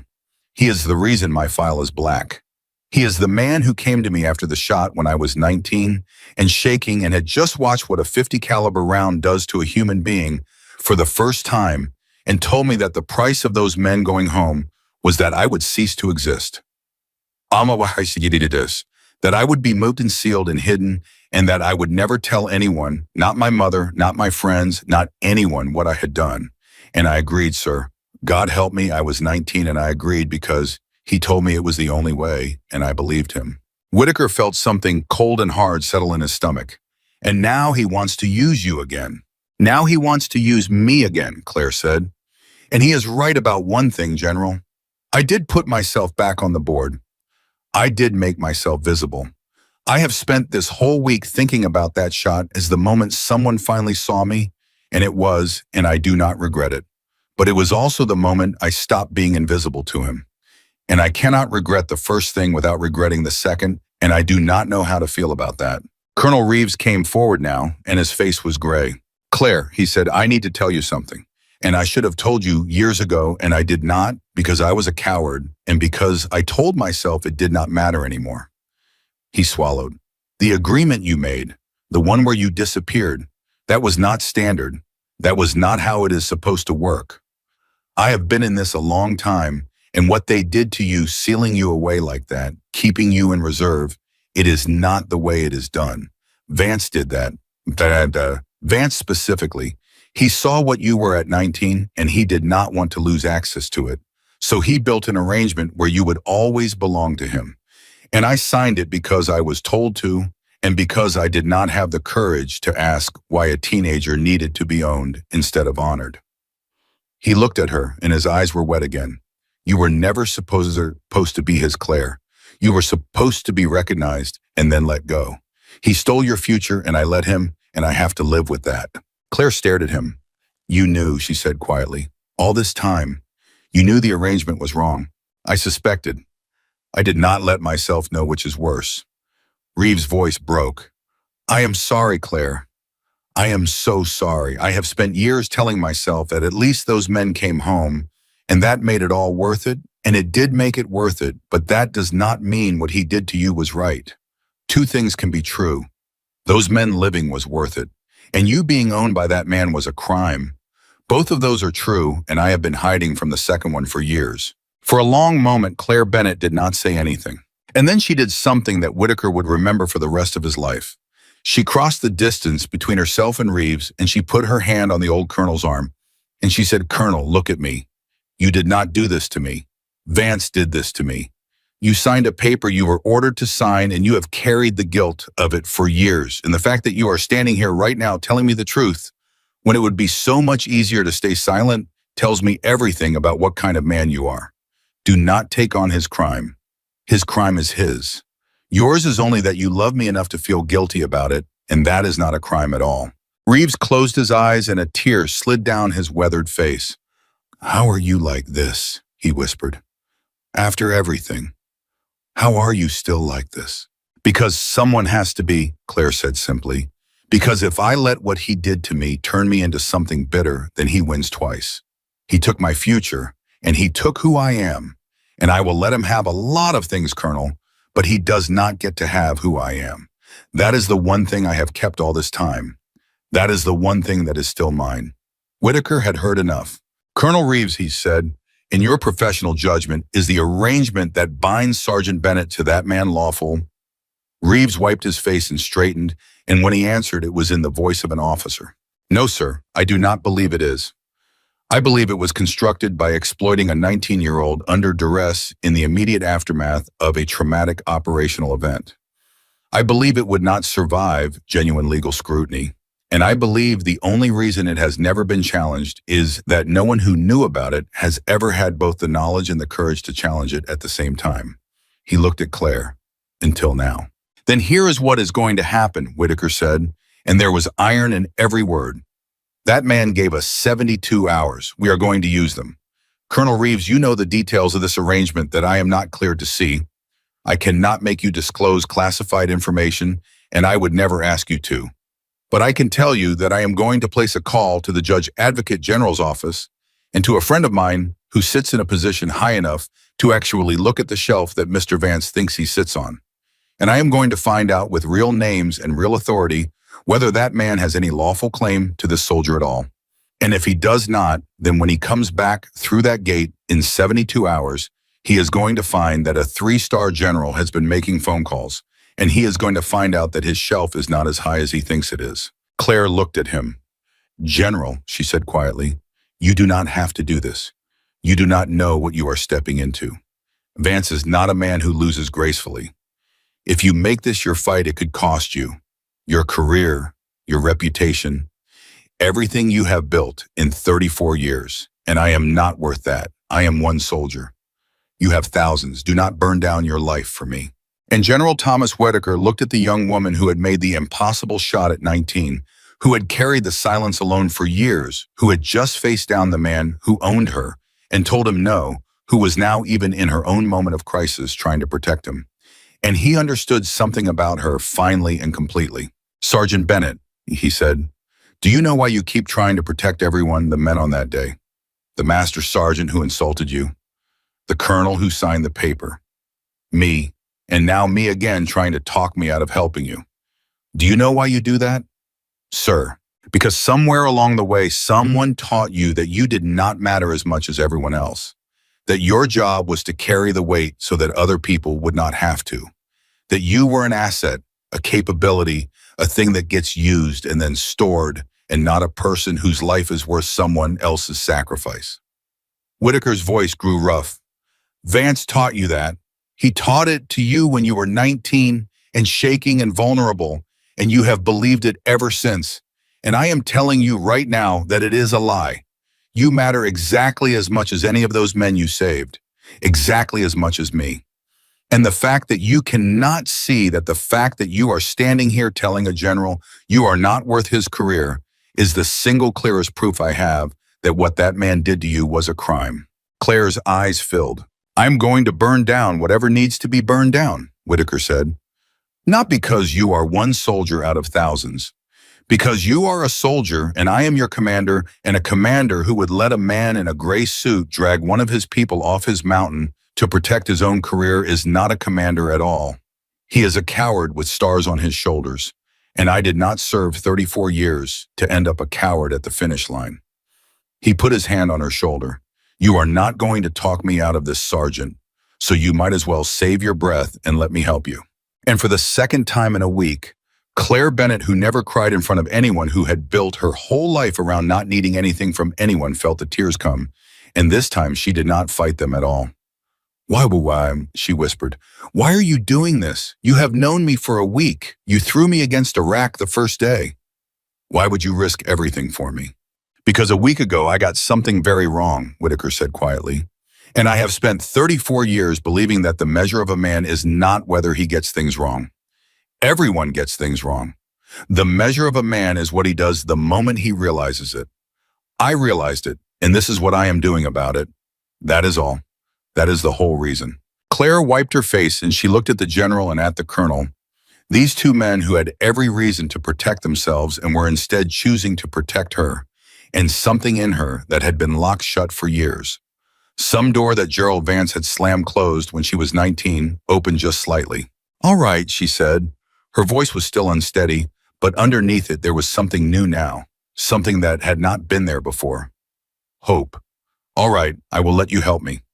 But General, if we are going to do this, if we are really going to do this, then there is something you need to know first.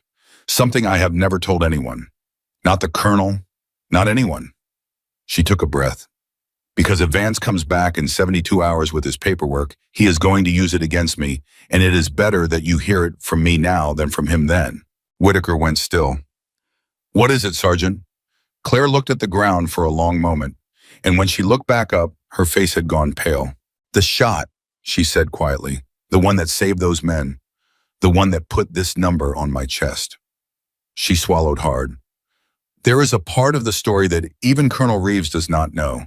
A part that Vance has held over my head this entire time. The real reason I could never tell any what happened that day. The real reason I disappeared. Her voice dropped almost to a whisper. Those men that I saved, General. The reason it had to be silent. The reason there could never be a medal. She stopped and her hands for the first time since the very beginning began very slightly to shake. It was because of who they were and what they were doing there.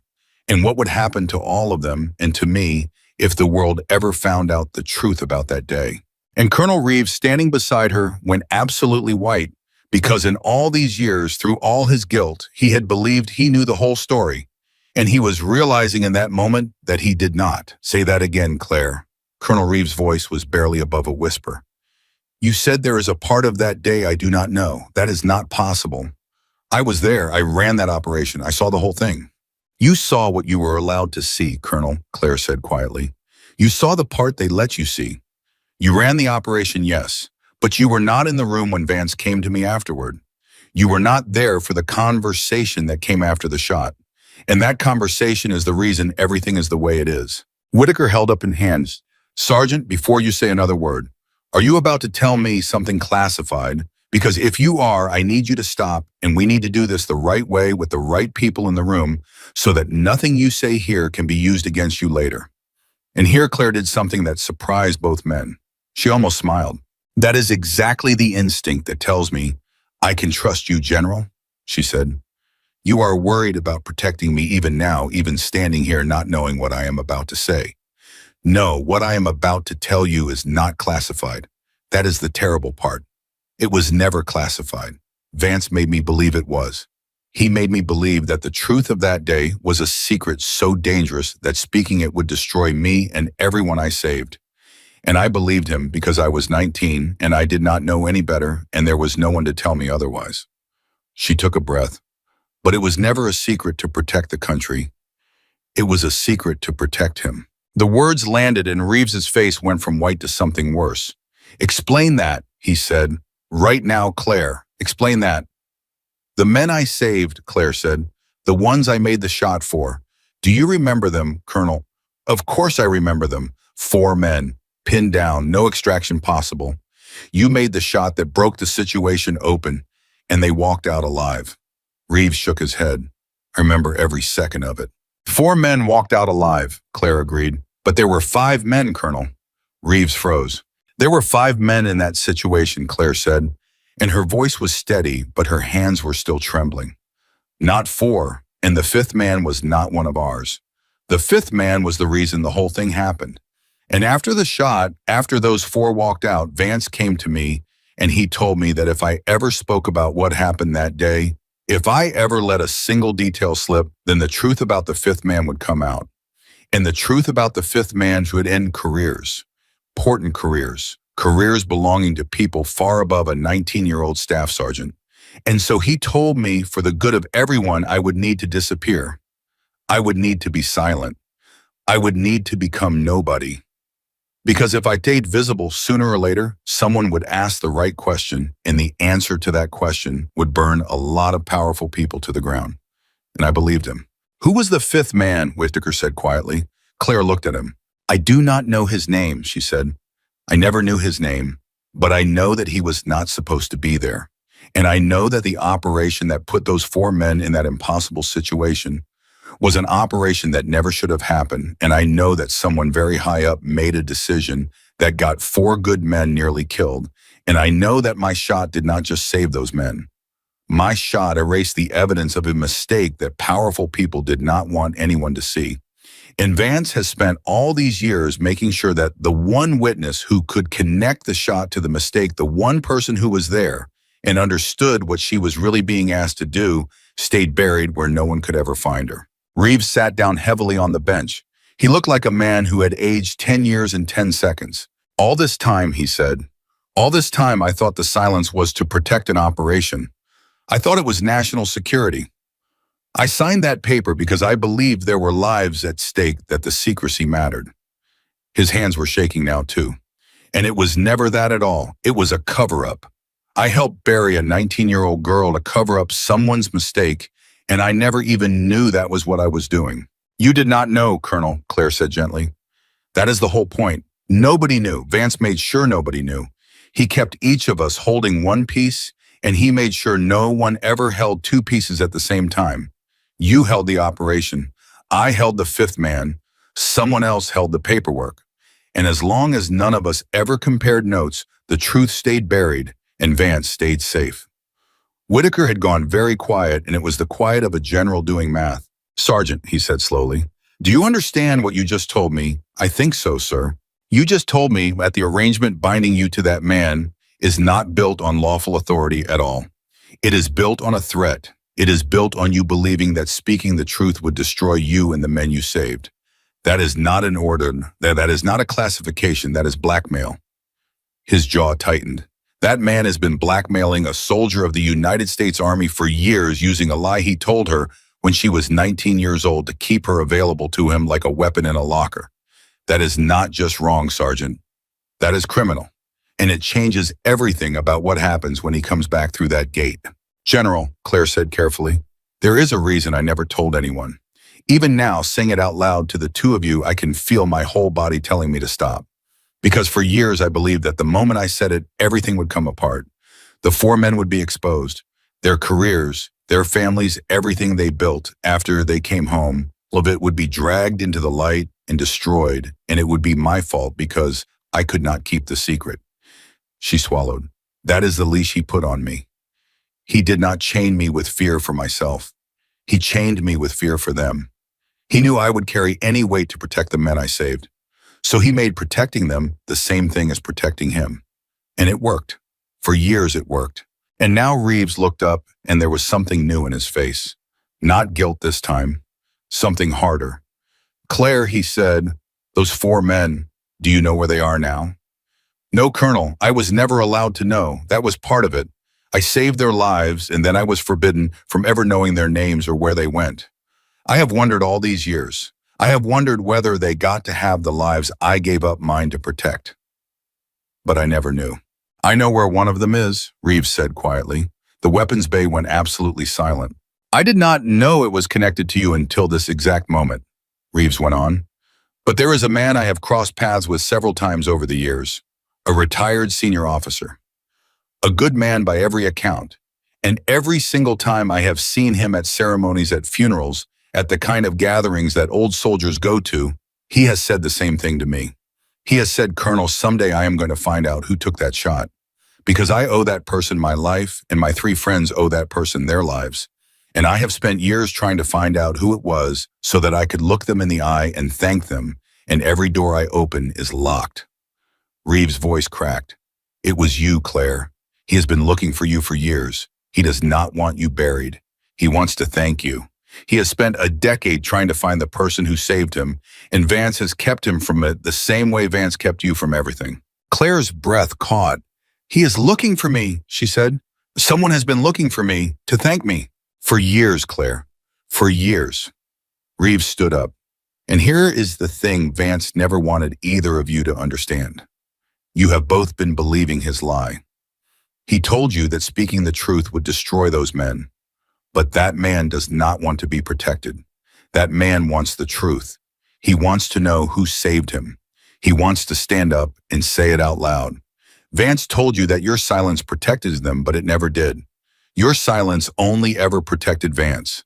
The men you saved would tear down heaven and earth to give you the recognition you deserve if they only knew it was you. They are not your risk, Claire. They are your allies. They have been your allies this whole time, and you never knew it because Vance made sure you would spend your whole life afraid of the very people who love you most. And something broke open in Claire Bennett, then something that had been sealed shut for years, and she put her hand over her mouth, and for a long moment she could not speak at all. All this time, she finally whispered, all this time I have been afraid of hurting them, and they have been out there wanting to thank me, and I let him keep us apart. I let him convince me that the kindest thing I could do was stay buried when the truth is they would have given anything to find me. You did not let him do anything, Whitaker said firmly.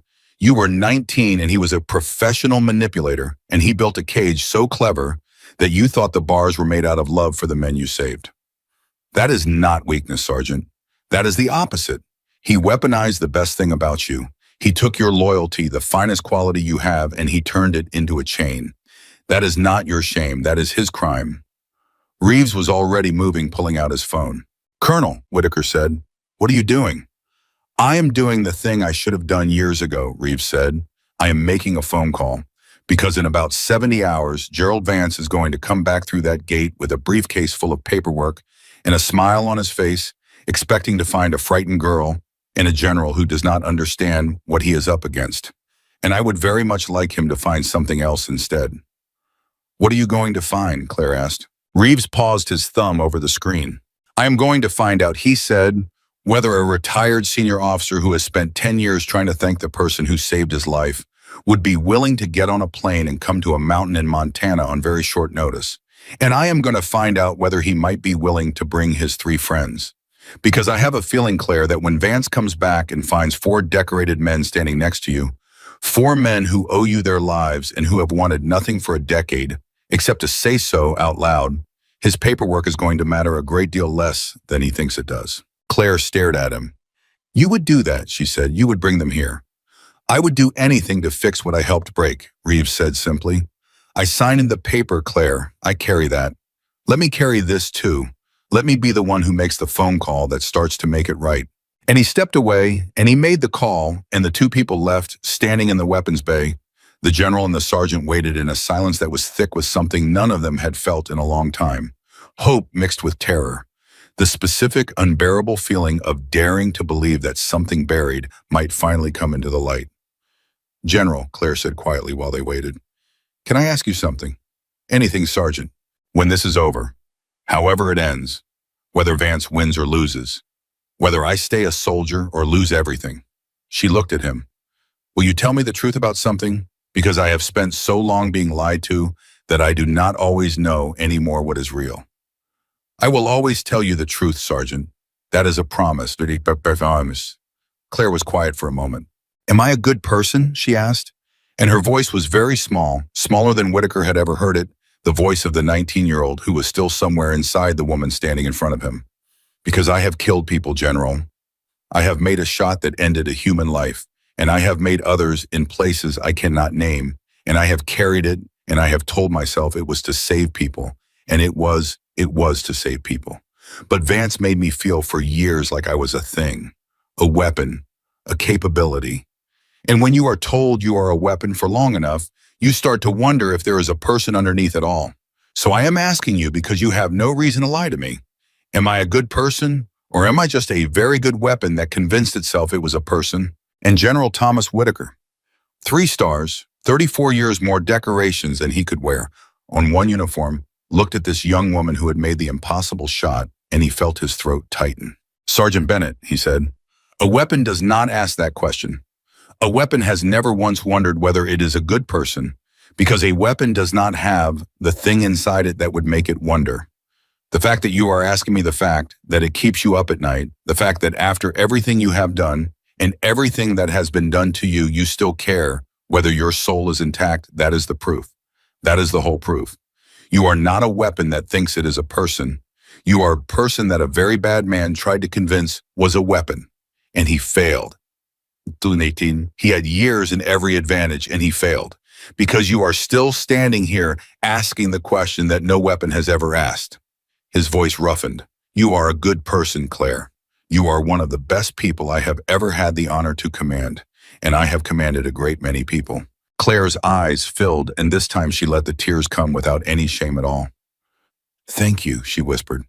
I needed to hear that from someone who would not lie. And across the room, Reeves lowered his phone and turned around, and his face had changed.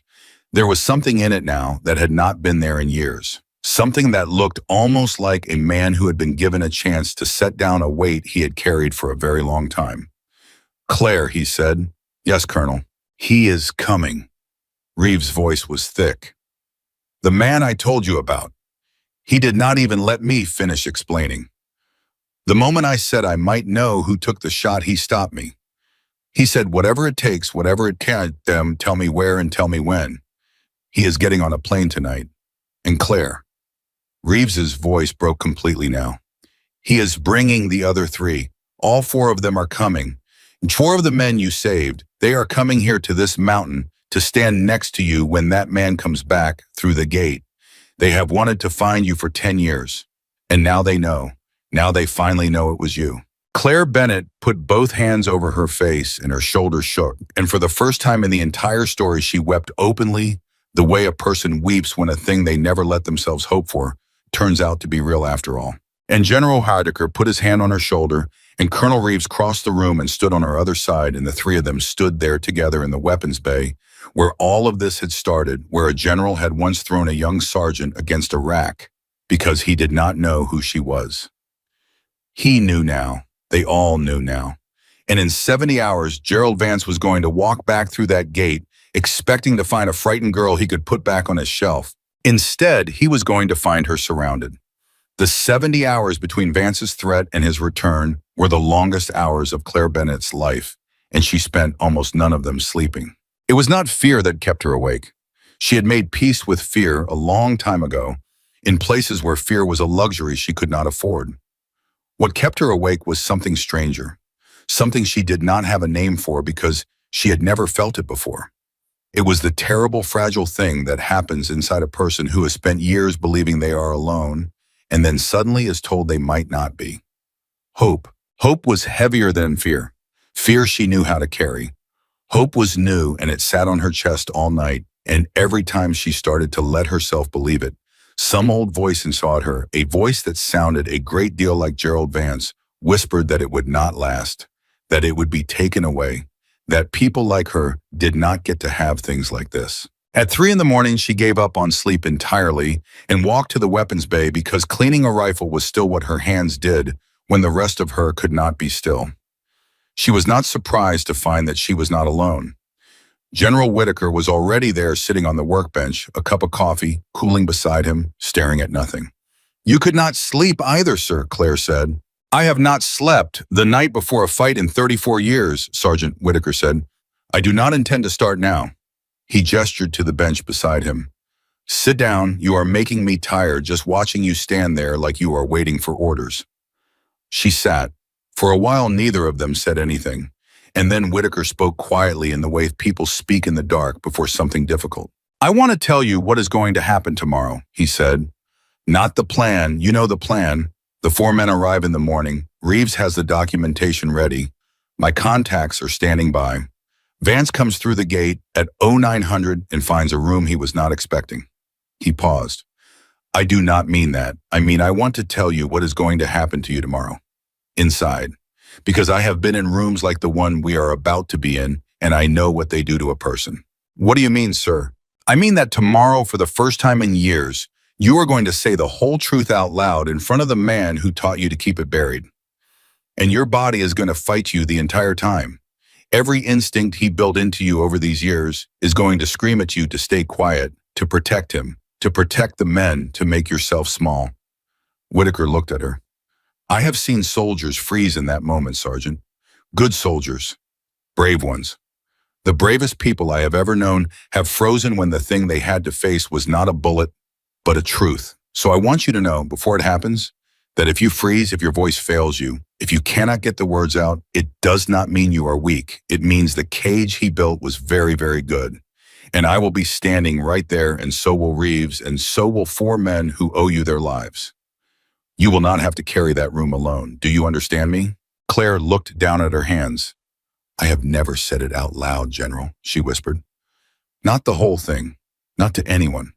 I said pieces of it to you and the Colonel this week, but I have never stood in a room and said all of it from beginning to end, out loud where the words are real. I do not know if I can. You do not have to know, Whitaker said. You just have to show up. That is all anyone has ever had to do. Show up and let the people who love you carry the parts you cannot. You have spent your whole life being the one who carries things for everyone else. Tomorrow you are going to let us carry something for you. Consider that an order, if it makes it easier. And Claire in the dark of the weapons bay almost laughed. You are a strange kind of general, sir, she said. So I have been told, Whitaker said, repeatedly, by people who outranked me and lived to regret it. Now go try to sleep, Sergeant. You are going to need it. She did not sleep, but she felt for the first time that she might be able to survive the morning. They began to arrive just after dawn.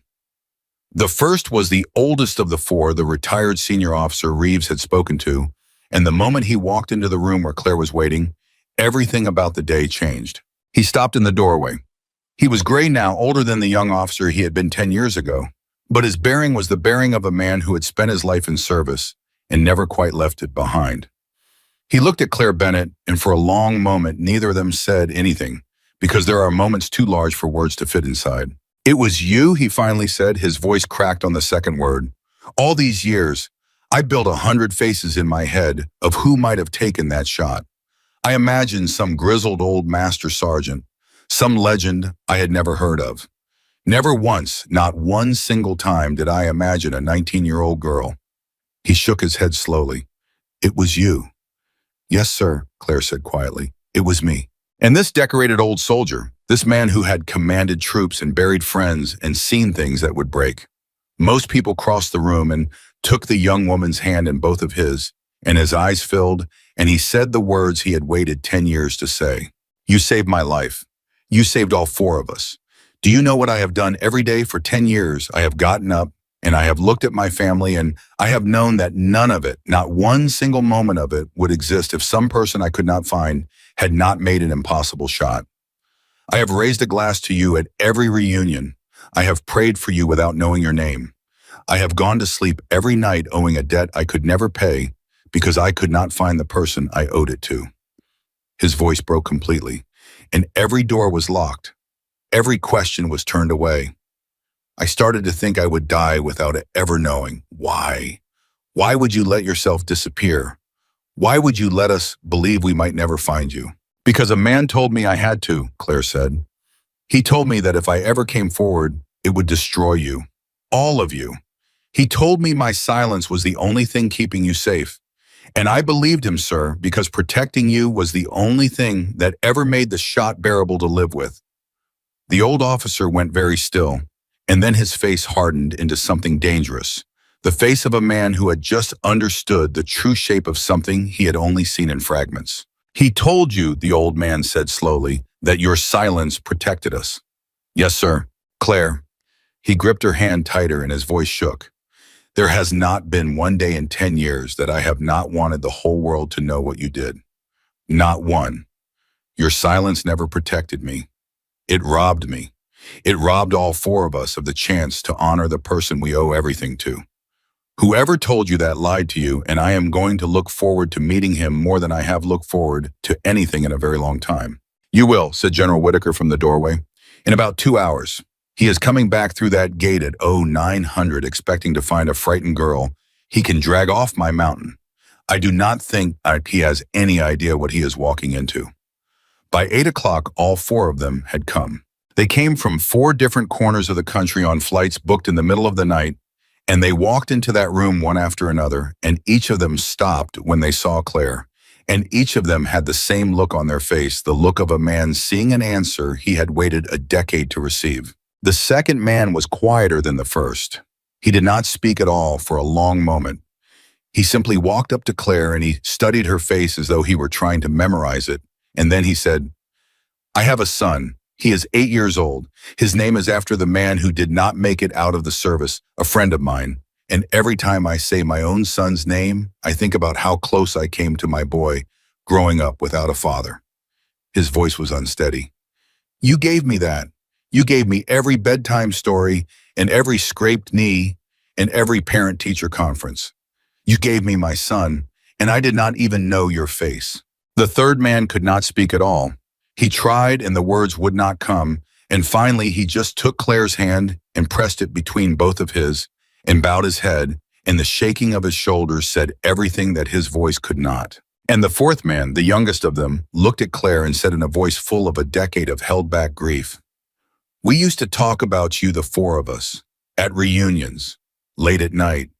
We called you the ghost, the shot that came out of nowhere and saved us and then vanished. We used to raise a glass to the ghost." His eyes were wet. "You are not a ghost. You are a person. You are a person who has been alive this whole time, carrying this alone while we drank to your memory like you were dead. I am so sorry. We should have torn the world apart to find you, and instead we let a man in a suit keep us from ever knowing." Claire stood in the middle of these 4 men, and something inside her that had been sealed shut since she was 19 years old began slowly to come apart in the best possible way. "I did not know," she said. Her voice was breaking now. "I did not know any of you wanted to find me. He told me you would want me to stay hidden. He told me that if I ever came forward it would hurt you. And I believed him because I could not imagine anyone wanting to find the person who did what I did. I thought if you ever learned it was me, you would look at me and see the thing that killed a man in front of you. I did not think you would see the person who saved you. I thought you would see the weapon." The oldest officer took her by both shoulders. "Listen to me," he said fiercely. "Listen to me very carefully, because I need you to hear this before that man walks through the door. When you made that shot, I did not see a weapon. I saw salvation.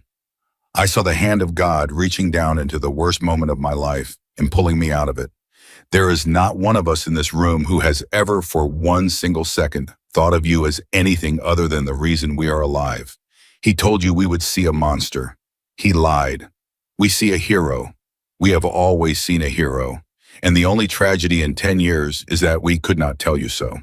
He pulled her into an embrace, this old soldier and this young sergeant, and the other 3 closed in around them, and for a long moment there were no ranks in that room, no years, no distance, just 4 men and the person who had given them back their lives, finally in the same place at the same time. Whitaker watched from the doorway and Reeves stood beside him, and neither of them said anything, because some things you do not interrupt. At 08:52, the black vehicle rolled through the gate. "He's here," Reeves said quietly. And Whitaker watched the change come over the room. He watched Claire step back from the 4 men and straighten. He watched the 4 men, without a word between them, arrange themselves around her. Not in front of her, not shielding her, but beside her, so that when Vance walked in, he would see her standing among them as an equal, as one of their own. He watched Reeves square his shoulders, and he watched the door. Gerald Vance stepped out of the vehicle with his briefcase and his gray suit and his smile that touched nothing, and he walked toward the building with the easy confidence of a man who had already decided how the morning would end. He had crushed people more powerful than a mountain general before breakfast. He had made colonels weep. He had taken a 19-year-old girl and built a cage around her so perfect that she had lived inside it for years and thanked him for the privilege. He expected the same today. He walked into the room and he opened his mouth to speak, and then he saw them. He saw the 4 men, and Gerald Vance, for the first time in the entire story, stopped smiling. "What is this?" he said. "This," said General Whitaker, "is the truth, Mr. Vance, standing in a room, all of it, in one place at one time, which I understand is the one thing you spent 10 years making certain would never happen." Vance's eyes moved across the 4 faces, and Whitaker watched the calculation happen behind them. Watched the man recognize, one face at a time, exactly who was standing in front of him, and exactly what their presence meant. And Whitaker watched something he had been waiting 3 days to see. He watched the confidence begin to drain out of Gerald Vance. "You brought them here," Vance said. His voice had lost some of its silk. "That was a mistake, General, a serious one. You have no idea what you have just set in motion." "I have a very good idea," Whitaker said. "But please, enlighten me. Tell me what I have set in motion. Tell me in front of these 4 witnesses and this colonel exactly what terrible thing happens now that the person you buried and the men you told her she was protecting are standing in the same room." "Go ahead, Mr. Vance. Say it out loud. I would love to hear you explain your arrangement in front of the people it was built to deceive." Vance recovered the way men like him always do. He set his briefcase down on the bench and he straightened his jacket, and when he spoke again, the silk had returned. "You are all being very emotional," he said, "and I understand. Reunions are moving, but sentiment does not change facts, and the facts are these. The events of that day involve matters that certain very important people would prefer remain private. That has not changed. Whatever you feel about how the girl was handled, the underlying reality is the same. There are careers that depend on that day staying buried. And if the day comes into the light, it will not be me who suffers. It will be those important people. And it will be her and all of you for dragging it out." He turned to Claire and his voice dropped into the low, reasonable register that had controlled her for years. "You understand that, Claire. You have always understood it. That is why you stayed silent. Because deep down, you know that some truths destroy more than they save. You know that? You have always known that. Do not let these good men in the heat of a moment talk you into burning down more than you can rebuild." And here it was, the moment Whitaker had warned her about in the dark of the weapons bay. The moment where every instinct Vance had built into her over the years would scream at her to stay quiet, to protect them, to make herself small. And for one terrible second, Claire Bennett said nothing at all. Whitaker saw it. He saw her freeze. He saw the old training take hold, saw her body go rigid with the reflex of years, saw the words catch in her throat exactly the way he had told her they might. And he did not step in to save her because he understood in that moment that this was hers to win or lose, and that no one could win it for her. He simply looked at her, and so did the 4 men, and so did Reeves. And Claire Bennett looked at the 4 faces of the men she had saved, the men she had spent 10 years protecting from a threat that never existed, and she found at last that she was not alone in the room. She unfroze. "I understood it when I was 19, Mr. Vance," she said, and her voice was quiet and it did not shake. "I understood it because I was 19 years old and shaking, and I had just watched what a 50 caliber round does to a human being for the first time in my life, and you were the only calm thing in the room. You spoke slowly. You sounded so certain. And I was drowning, and I grabbed onto everything you said because there was nothing else to grab onto, and you knew that. You came to me in the worst moment of my life when I was too broken to think, and you built a cage while I was too grateful to be alive to notice the bars going up." "Claire," Vance said, "do not do this." "But I am not 19 anymore," she went on, and her voice grew stronger with every word, as though each sentence out loud made the next one easier. "And I have spent this week learning that almost everything you ever told me was a lie. You told me my silence protected these 4 men. It did not. It protected you. You told me the truth of that day would destroy them. It will not. Look at them. Look at their faces. They are not destroyed by the truth. They are set free by it. The only person in this room the truth destroys is you." She took a step toward him. "You told me I was a weapon, a capability, a thing to be stored on a shelf and taken down when needed. And I believed that too for years, because when someone tells you that you are a weapon, in the moment you are most afraid, it goes in deep and it stays. But I am not a weapon, Mr. Vance. I am a person. I made a shot at 19 that saved 4 lives, and I have never once been ashamed of it, and I am done. I am completely done letting the man who should have honored me convince me that I am something to be hidden." The room was utterly silent. "You cannot prove any of this," Vance said. But the silk was gone now entirely, and what was left underneath was something small and cornered.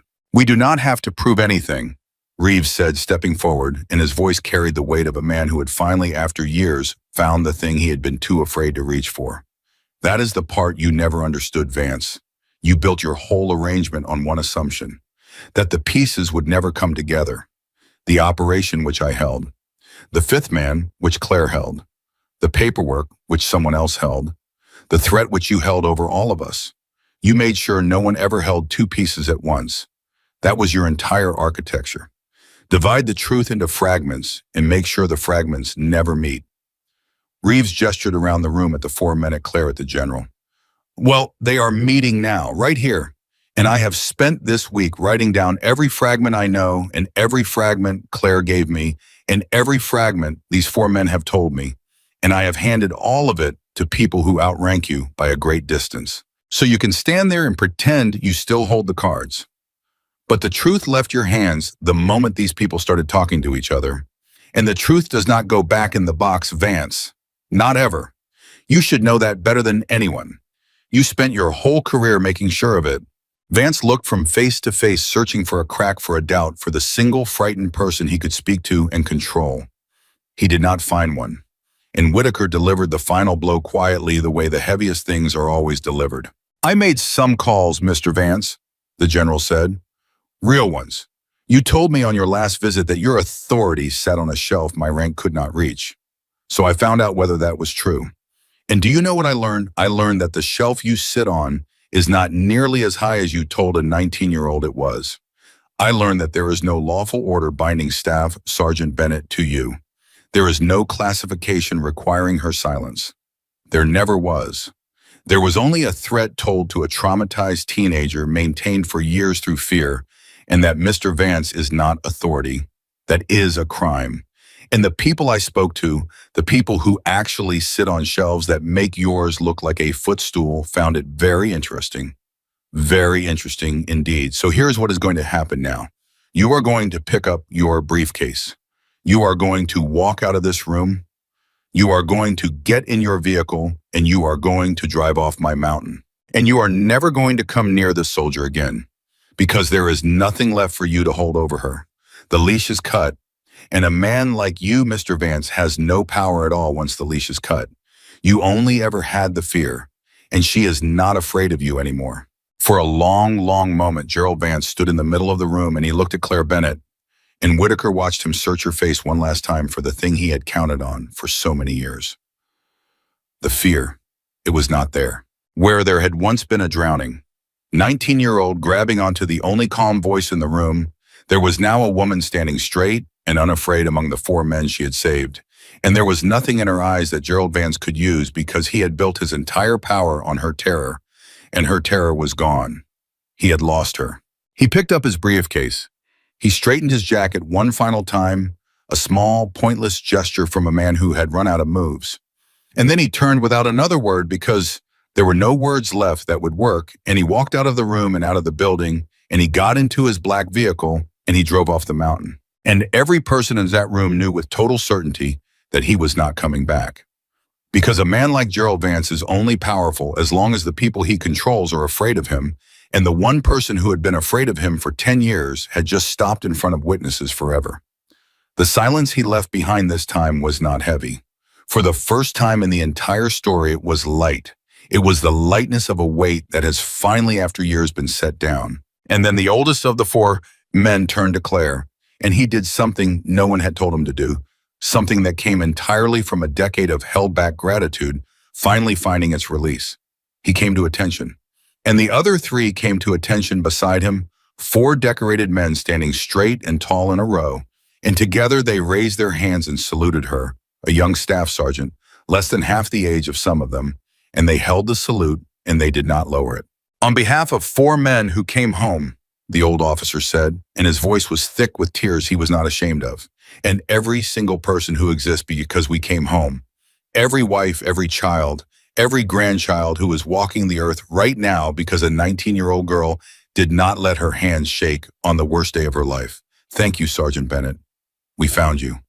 After 10 years, we finally found you. And I swear to you on everything I have, we are never going to let you disappear again. Claire Bennett returned the salute, 4 fingers trembling against her brow, and she was weeping openly now, and she was not ashamed of a single tear, because for the first time in years, she was crying not from the weight, but from the absence of it. In the weeks and months that followed, the story of Claire Bennett never became a headline. There were no viral videos, no medals presented in front of cameras. The reckoning for what had happened 10 years ago was handled quietly by the kind of people whose job it is to handle such things, and the powerful men who had made a mistake and buried a girl to hide it found that their mistake had finally, after a decade, walked back into the light to meet them. Gerald Vance was never seen at Redstone Mountain again, and the arrangement he had built the cage that had held a hero for 10 years came apart at every seam. But other things quieter and far more important changed. Claire's file was unsealed, at least the parts of it that could ever be. Her commanders were finally permitted to know who they were leading, and the 4 men she had saved became the thing she had never allowed herself to believe she would ever have. A family that knew, a family she never had to lie to. They called her, they visited her on the mountain. The oldest drove all the way to Montana one afternoon just to sit with her and tell her in exact and loving detail about the granddaughter who existed because of her, a little girl who would grow up with a grandfather only because a teenager had made an impossible shot. And her mother could still never know the details. Some things stayed buried as they always must. But Claire drove home and she sat across the kitchen table from her mother. And when her mother asked the only question she had ever been allowed to ask in all these years, the same question she had asked into a silence she never understood, "Are you safe?" Claire, for the first time since she was 19 years old, was able to answer it without the truth being more complicated than the single word. "Yes, Mom," she said, "I'm safe, and I'm not carrying it alone anymore." And her mother, who had spent years asking that one small question into the dark, took her daughter's hand across the table and held it, and did not need to ask for anything more, because for the first time the answer had reached her daughter's eyes. As for General Thomas Whitaker, he went back to the work of commanding an installation. But everyone who served under him could feel that something in him had changed. He had always been a good commander. Now he was a different kind, a wiser kind, the kind who had learned the hardest lesson of his career in the space of a single week. He began telling a story quietly to young officers and new sergeants, and anyone he believed needed to hear it. He never used her name. He would never use her name. But he told them about a soldier he had once judged before he knew her, a soldier he had nearly destroyed on her very first day, because she did not look like what he had decided greatness was supposed to look like. "The finest soldier I ever commanded," he would tell them, "was someone I grabbed by the shoulder and threw against a rack on the first morning because she was young and quiet and did not announce herself. I decided who she was before I did her the basic honor of finding out. And I was wrong in the worst way a commander can ever be wrong. So let me give you the only piece of wisdom I have that is worth anything after 34 years in this uniform. Greatness does not announce itself. Sometimes it stands silently in an armory, doing a job nobody notices, carrying a weight nobody in the room could imagine. And the entire difference between a good leader and a worthless one is not whether you can recognize the loud ones. Anyone can do that. It is whether you take the time to look closer at the quiet ones.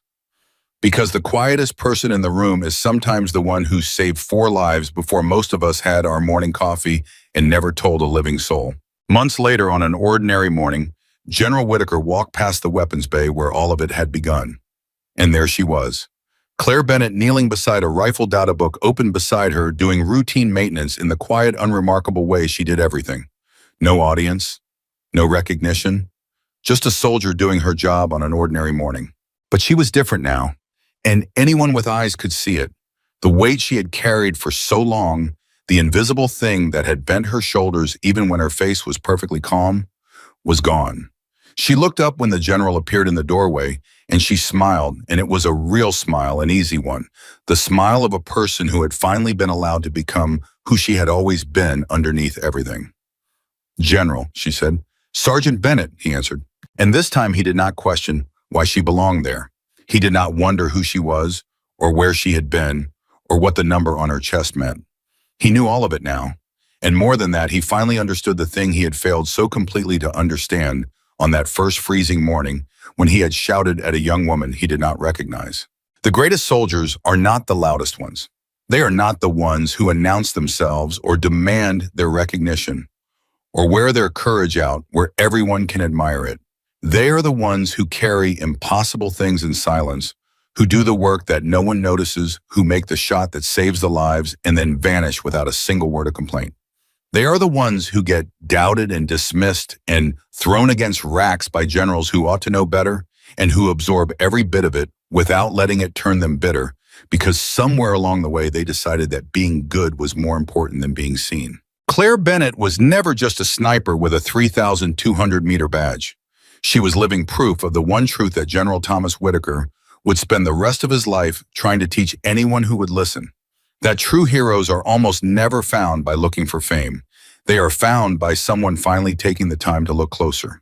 And that the most extraordinary person you will ever meet in your life may be standing right in front of you, in a quiet room doing an ordinary job, waiting years, sometimes a lifetime, for one single person to care enough to ask the right question. Someone finally asked, and Claire Bennett was finally completely and forever seen.